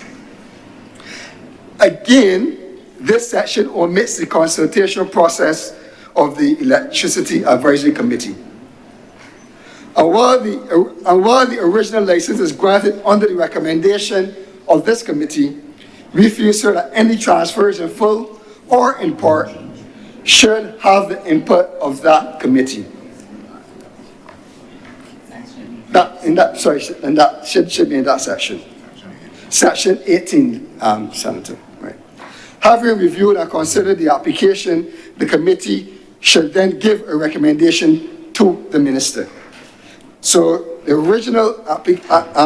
original license goes through a process where the Electricity Advisory Committee is involved. We believe that any transfers of ownership should involve that similar process. And the same with the control of transfer of the license in section 17 as well. Control of the license is transferred.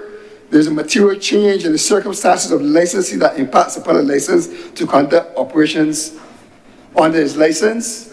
Section 17, we believe too, sir, that those processes should not vary with section. Yeah. Terms, it should be, if it is section 8, there's nothing wrong with explicitly stating it in these sections, so that we are comfortable and there's no departure from the reality that will happen. It's not section 8. It's yeah. Terms and conditions of license, section 12.2b, Mr. President. The minister may include in a license a condition requiring a licensee to comply with such other obligation, whether or not relating to the activities authorized by the licensee. Section 12.2b. I think the government can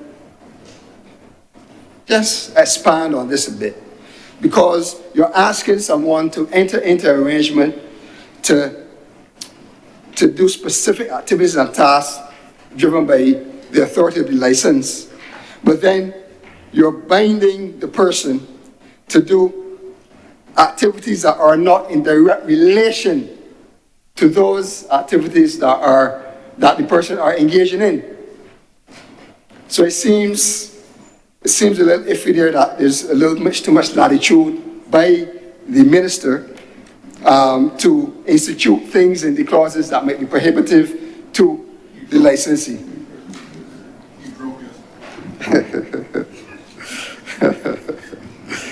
Mr. President, the Section 54C speaks to the administration of the Electricity System Benefit Fund. The audit of the fund to be conducted every 3 years. Primarily, we understand these to be taxpayers' money voted in by Parliament as well.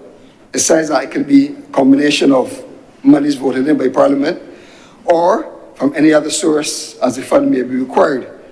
We believe 3 years is too long to audit the expenditure coming out of the use of those funds. I think the government should consider putting that to a year. And I think that is a fair ask, and a very easy ask too. Section 56(2)A speaks about the commissioning of the fund, the commissioning fund. And it says the minister and each licensee shall agree on the amount of the contribution of the licensee. And Mr. President, I go back to my previous comment of the nature of this activity is one that we could predict. There's financial models, you can predict revenues. You can probably predict some costs, but substantially you can predict revenues. And so I think there needs to be a mechanism to tighten this from just leaving it that a licensee and the minister shall agree on the amount. So that comes down to discretion. It comes down to a person's ability to even negotiate. And it might disadvantage one person over the other. And there are mechanisms that can be used to quantify in a more substantive way that actually levels the playing field, that takes away a substantial amount of the discretion of the minister and the discretion of a relationship during a negotiation. So that, in our opinion, needs to be tightened.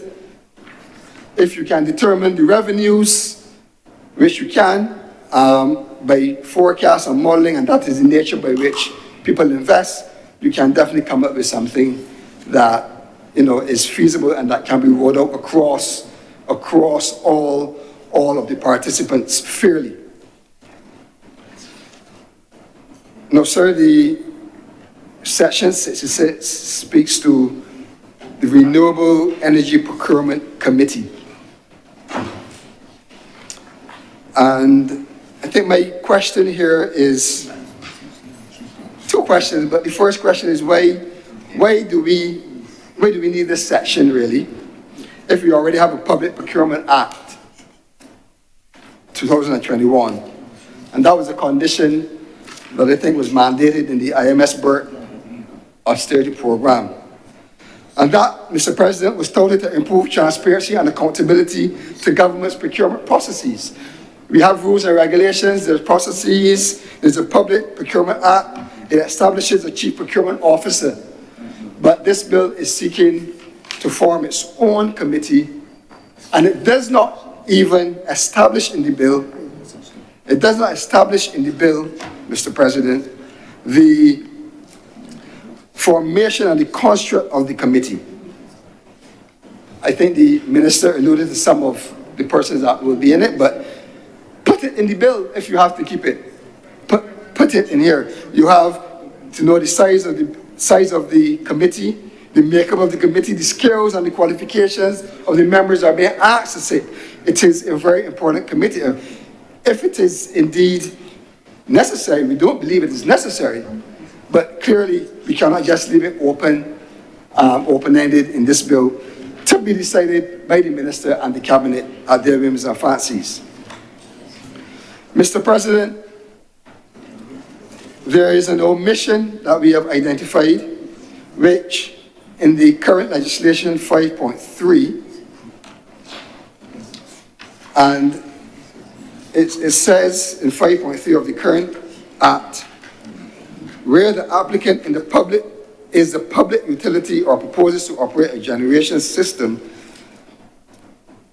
the installed capacity of which equals or exceeds the amount set out in the paragraph 2 of the first schedule, the applicant shall publish in at least 2 daily newspapers, at least twice at intervals of 2 weeks, notice of his application in such a formal manner and in which particulars as the minister may direct or approve. So it gives the level of transparency to the application process and the intent of persons to create these transactions between the public utility and themselves on behalf of the people. And obviously you're speaking of systems of a certain size, there are environmental issues, the location is important. So it adds an extra layer of comfort because it gives the average person who can pick up the daily newspaper and read the paper, looking at the news, to be aware of what is going on around them. And there is no harm in reintroducing or sustaining this clause in the proposed legislation. Mr. President, the bill introduces, as the minister said, new aspects because we're going in another direction. Things have changed. But has there been an assessment on the implications of these inclusions, of the requirements of either the utility, especially the utility, the things that they now have to do? Has there been an assessment of if or how much it will cost consumers at the end of the day? I started my conversation by saying we have to balance the discussion on the renewable energy transition, the supply of electricity, on the return of an investment of the utility company or persons feeding into that facility, and the impact, the financial impact of that to the person that have to pay the bills. So my question is, has an assessment been done? Has there been any cost analysis to what the new legislation is proposing as it relates to, especially to all of the new inclusions that are supposed to be carrying us forward in what they term in this new energy formation and organization. So this is the genesis of my contribution as it relates to identifying today why we would want to get involved in a renewable energy transition away from fossil fuels, to give the public a snapshot of where we were or where we are now as it relates to the current regime of the energy policies of this country, and to give some feedback on some of the omissions here and some of the things in this bill that need tightening in terms of transparency, and in terms of not allowing persons to feel comfortable that we are acting in the best interest of the public. Because one asks questions, Mr. President, and because one gives constructive criticism, it doesn't mean that we're against what is happening. It doesn't. The Democratic Labour Party left the framework and foundation. We are repealing an act. And this is interesting enough that the government has not sought to make amendments to the current legislation, but they saw it fit to repeal so that they themselves can say that they have changed the energy landscape in this country. But that is not my remit here today. It is not our fault, sir, that in many instances, it is clear that while there seems to be a plan, it has been mismanaged.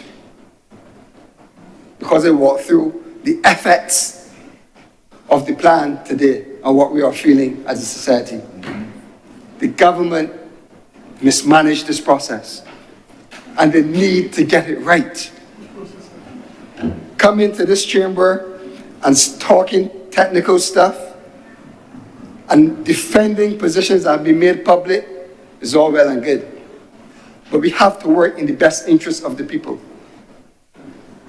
And I believe that although it is unfortunate, they have time now that they can start to fix some of these issues that we are feeling in the economy as it relates to energy. We are at a standstill, not because of anything other than the government mismanaging the process. The investment is there, and consumers are still there, wanting an ease in their pockets. So, Mr. President, as I said, we are not against, but what we have seen needs significant improvement. And I challenge the government to start to look specifically at some of the things that have been highlighted here, because we must not shift the focus from the intent of the transition, which is a positive effect, not only environmentally, but to the livelihoods of the people of this country. I thank you, Mr. President.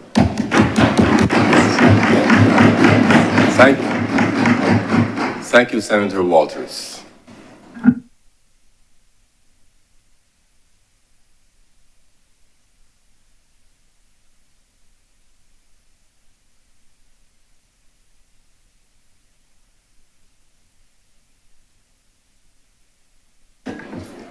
If there are no further speakers,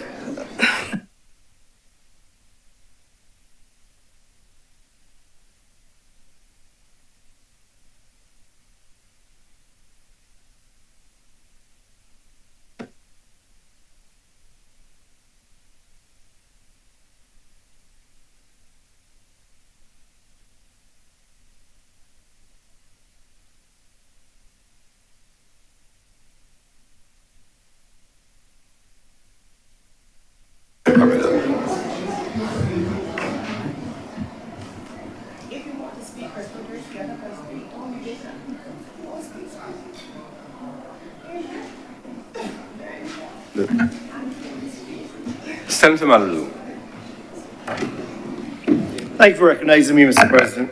I'll try and break the deadlock that's going on here, it seems.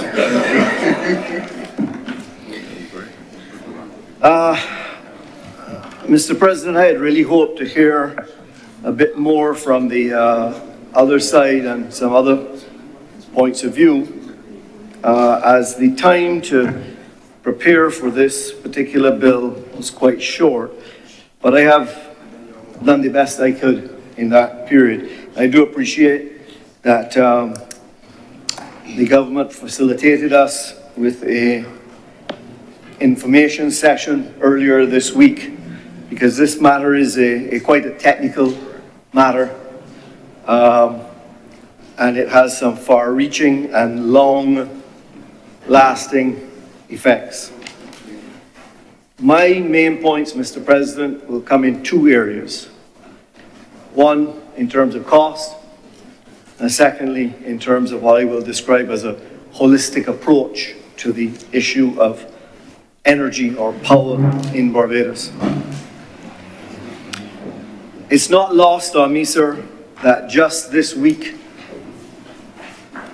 in the United States of America,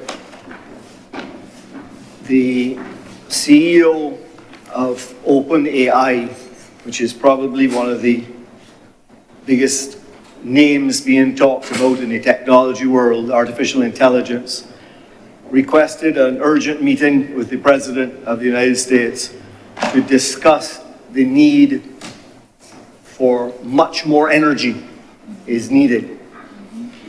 And in fact, what we've seen is We've seen a plan put forward where power plants that have been decommissioned, like the 3 Mile Island nuclear plant, will likely be brought back online because of the huge need for energy to power AI. And I don't need to connect that into Barbados because so many other people have. And so we try to transition our economy into one driven by technology. And we cannot do that without significant electrical capacity. And it is interesting that many people have said here already today of government's plan to move to goal, the government's aspirations to move to full renewable by 2030. I think at some point, though, we really need to accept that that is highly unlikely. And maybe we need to, it was an aspiration, in fact, I'm involved in another organization to do with global motorsport, and we have aspirations to be carbon neutral as well. But it's an aspiration, and on the way to that aspiration, you will make some significant progress. But perhaps we will not get there because the amount of energy that we do need. So, the energy, sir, that I want to speak of it within 3 areas: sustainable, resilient, and economic. Economic being affordable. And that's the part that maybe is troubling me a bit with this. The other news that we had this week came out of China, which let me come to that secondly. In changing to renewable energy, perhaps I am just a layman and 10, 12, maybe 15 years ago, I got involved in the renewable energy. I put a photovoltaic system in my home. I believe I was one of the early ones. I was told so by the Light and Power. There were people much earlier than that, but I was one of the first ones who did it at that type of scale in a home. And it was then I started to realize that the way that our electricity has always worked in Barbados is that we store the energy in these big tanks that we've all seen from little children, which has oil or bunker C or whatever it is stored in it, and that's our energy storage. And we converted it on demand through reciprocating engines or turbines or to the electricity that we needed immediately. When you shift to renewables, it's a completely different formula. The formula is the other way around. First you produce, then you store, and then you distribute. And we seem to have missed that in the discourse all along. We've missed that because perhaps we were all, like me, just a layman. It was a great idea. Let's go to photovoltaic. Let's substitute the sun's energy for the importation of fossil fuels. Great. But storage needs to come in between there. And that costs us money, sir. It costs a significant amount of money. And I think the time has come, and maybe if you listen to nothing else I say today, maybe this is the one thing. The time has come that we need to be honest with ourselves and with the people and recognize that there is a significant cost to the country of Barbados to going to renewable energy. Significant cost. Do not expect, as the senator who spoke before me said, that we are going to see a reduction in the short term for electrical costs. That cannot happen. It is not going to happen. We as a country have made a decision that we want to be at the forefront of the environmental revolution to aim towards carbon neutral, and that comes at a cost, sir. And as I said when I spoke in here a few weeks ago, when we last met, I think it was, we were talking about the previous bill to do with the marine transport. And I asked then, who is paying for this? It comes at a significant cost. And that question remains to me today on this bill. How are we paying for this? Because, sir, while Barbados, our maximum production of electricity, if you take everything that the Barbados Light and Power can produce, and they turn every switch on, they can produce 250 megawatts. That's their maximum capacity. It peaks at about 175 during the day. So they have resilience, they have excess capacity. Some things are shut down, some things are having maintenance, whatever it might be. You add into that what the solar can produce, and that just means they don't have to run their engines as much. But it's 250 megawatts, sir. Sir, we're attempting to move to 100% renewable for our 250 megawatts. You know, sir, in reading in the paper earlier this week, in the news, it's all over the news. In fact, you can Google it and see it. In the first half of the year 2024, in China, they announced and started to build 41 gigawatts of new energy production from coal-fired production facilities. 41 gigawatts. Just to be clear, that is 160 Barbadoses that they're adding this year. So let's just be realistic. The cost that it's going to take us in Barbados to go to 100% renewable, it isn't moving the needle, sir. We got to pay the price at our shores and the hurricanes and the downfall of the rain. We're paying the price. I see that. We all see it. But we can't change it. Even when we take on and we change from this renewable energy and we go to EV cars and we do all of these things, yes, we're going to be a global citizen, and yes, I support it. But we have to recognize it comes at a cost, and we need to be honest with our people and tell our people this. In the long term, having photovoltaic as our energy creation, generation, and having battery storage will pay off benefits for us in the long term. But in the next 4, 5, 6, maybe even 10 years, sir, it's going to cost us more. And that is happening at a time when we have only 4 years left on the license for our sole electrical supplier. And they need to make 50 and 75 and 100-year investments. They don't need to make the investments on 1 year or 2 years, because if we're going to make it on that basis, we're going to have to quadruple or 5 times or 10 times more electricity bill if they need to get back their investments now by the time their license expires. So, sir, I say to you, sustainable, I completely agree. That's the direction for us to be moving. But let's be honest with our people, that costs money. It costs money when you decide to use when we get rid of those throwaway containers that we serve food in, and we go to the ones that are biodegradable. Each container costs us more money. We know that, and we've made that choice. We made that choice in many different ways. Going to fully renewable energy costs us money. Let's not avoid it. Secondly, resilient. If we're going to be resilient on this, there's going to be a mix in our energy grid. It has to be, because some days are not sunny and some days are not windy. And some days we're going to need to use that carbon, and we're going to have to do it. And all of that has to come into our resilience part of it. And there are going to be times when there's hurricanes, and there's going to be times when the grid is damaged through hurricanes or other environmental effects, maybe floods, because we've gone underground with these things. Maybe floods will affect us. I don't know. But we have to be able to afford it. And that's the part that I want us to continue to remember, that when we make these decisions, we must make them and also bring forward an understanding of how can we afford it. And that leads me, sir, to the point that I said I really wanted to make, 2 points, which was one about cost and 2 was the holistic approach.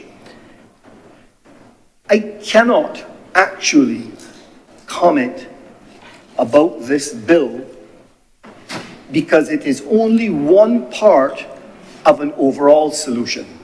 And maybe the other parts that are needed are coming behind it, and maybe those have been well thought through. And I am sure that we will hear about it and we'll talk. But it's very difficult to talk about these in little pieces. We need to understand the entire robust set of legislation that is going to address our energy needs going forward. I almost feel, I was trying to think about it, this week, I was very lucky last week. I'll tell a little story with your permission, sir.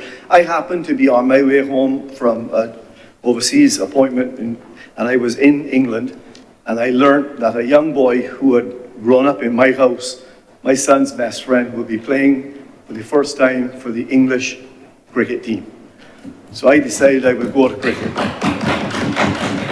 Young Jacob Bethel, thank you for that. And it was his first cap, and it was interesting to see, as I watched that game, I watched the game at Headingley one day, international, and out on the field was Phil Salt, a boy that grew up here in Barbados, of English parents. Joffrey Archer, the fastest guy out there bowling, and young Jacob Bethel, just 20 years old, and getting on. I was a very proud Barbadian sitting there watching them play for the English cricket team. Anyhow, I was still rooting for England against Australia. But the reason I say that story, that I give you that story, what came to my mind, Mr. President, was because when I read this legislation, I felt like if I was being asked to play a cricket game, but I didn't know the rules. I was told, okay, here's a bat, and go out there and score some runs. But you didn't tell me all the other parts of it. You didn't tell me that there was how the fellow was going to bowl at me, where the boundaries were, how you win the game, how you get out. And that's what happens to me, sir, when I read this legislation. I can't object to anything in it. I mean, there are a few little things that perhaps I would like to see done better, and perhaps there's some explanation for it. But it does not address the problem that we have in a holistic way, and we need to see all of those pieces of the legislation to be able to do that. I'll just pick on a couple of little things which hopefully we might get some answers from here, or at least I would raise the question of it.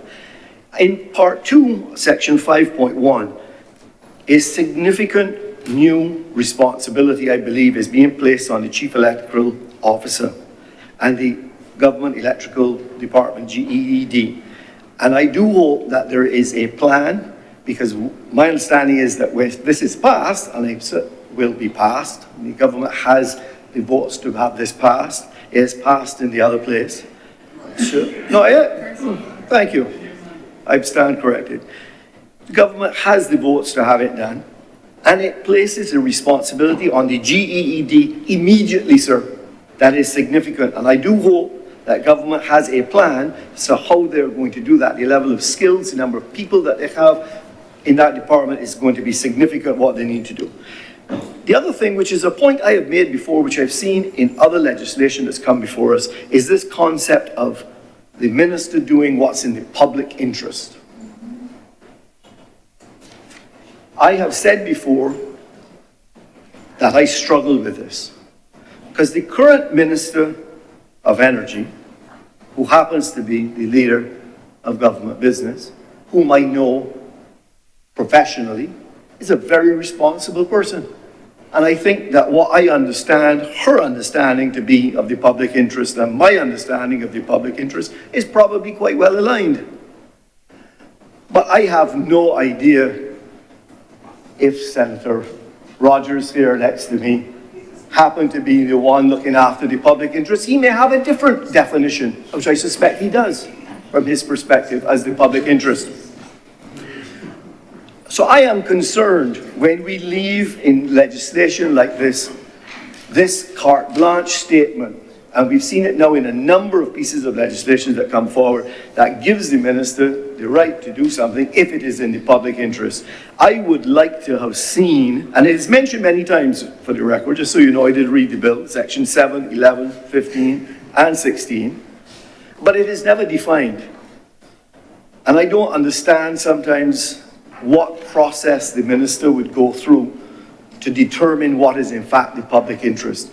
Because we all know that when we talk to our children, maybe if you have children or a friend or whatever, when you're trying to explain to them what is in their long-term interest, they may not see it right now as to what's in their short-term interest. And that happens sometimes with the public interest. What's in the public interest may not be good for this person over here, but on the whole, it is good for everyone else. But so I would have liked to see a little bit more definition around when we're speaking of granting licenses, revoking licenses, all these different things. When we talk about the public interest, what are the criteria that you will look at, sir? I don't think that would be unreasonable to have. Sir, on a practical matter in Section 18, as you know, I generally practice in the real estate segment of the world, and I see often now, we see houses that are being rented, offices that are being rented, that have existing photovoltaic systems installed with licenses. This section 18 tells us that in order for the tenant to have the benefit of that, there's going to have to be an application to the minister to get that changed around. The other thing that I see is that I see properties being sold with photovoltaic systems, with battery systems, etc. Again, I would have hoped that in this section, the assignment of a license would have had a much more simpler process, in the same way that when you have an existing BWA supply to your house, Barbados Water Authority, and the house is sold, there's a very simple process that the transfer goes through without the intervention of the minister or whoever involved with it. So the transfer of the assignment of a license, which will have to happen when the tenant gets the benefit of a photovoltaic system or the property is sold with a photovoltaic system, I would just encourage you to take a look at that to make that a more seamless process, because going forward, there are a lot more properties that are going to be sold which have electricity on their roof, as we've encouraged people to do it. And let's not make the process cumbersome or make our citizens into doing something that's not on side with the law. Section 37.1, sir, deals with the need for the utility company to get approval to run overhead lines. I believe, and I could be wrong, I believe that this requirement already exists. So this is not a new requirement in this legislation. But what is interesting about it is that I don't think that even today, in practice, anyone is following what this new legislation says.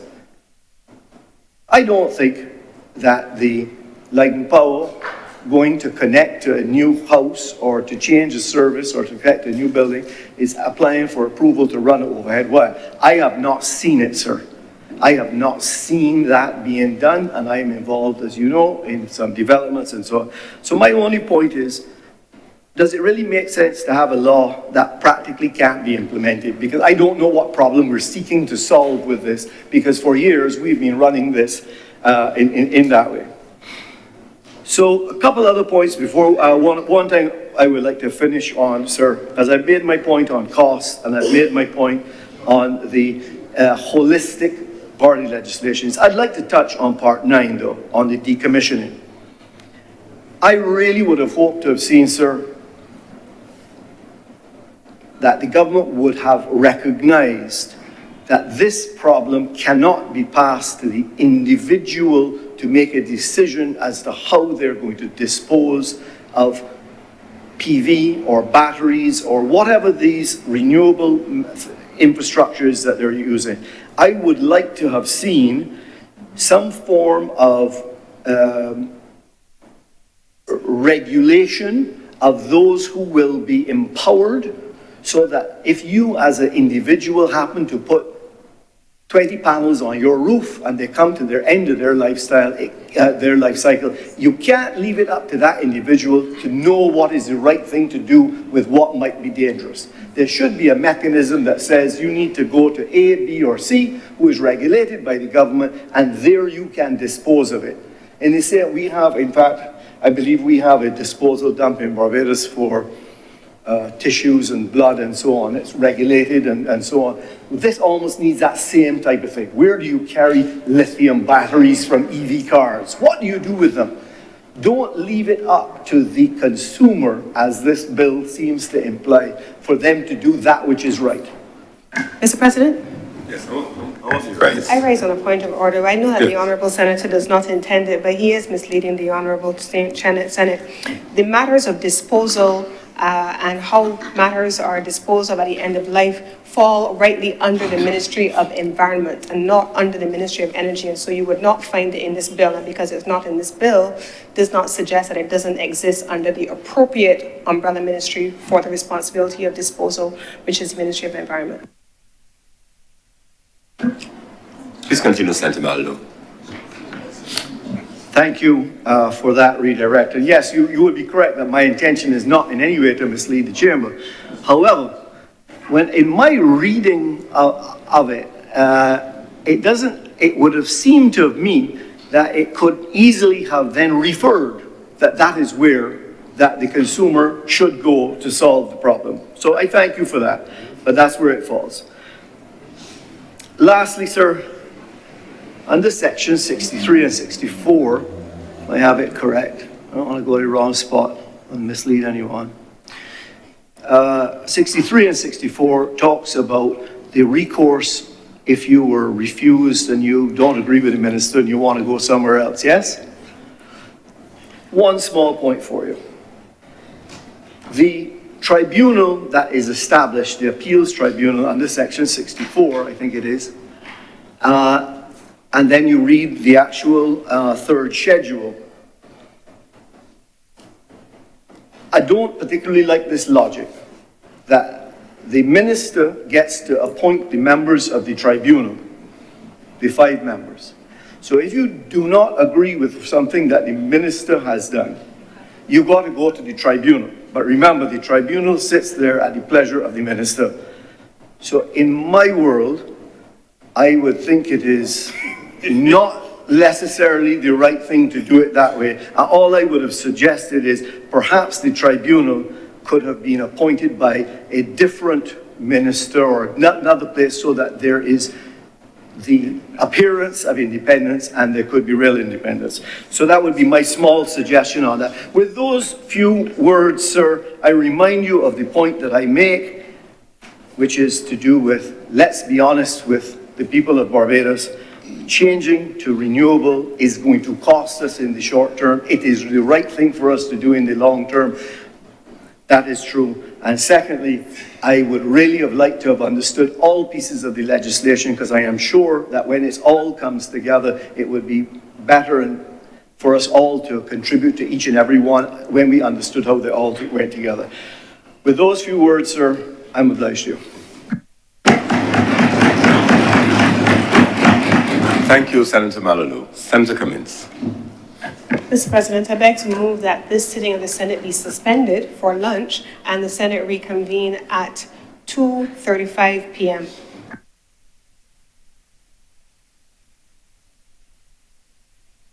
(2:40 p.m.) The question is...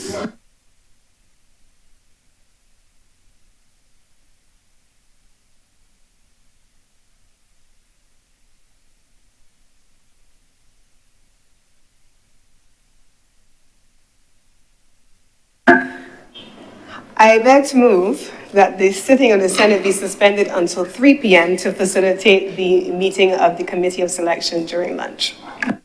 The question is that this sitting be suspended until 3 p.m. today. Will those honourable senators in favour please say aye? Aye. Those against please say no. Methinks the ayes have it. This sitting is suspended until 3 p.m. today.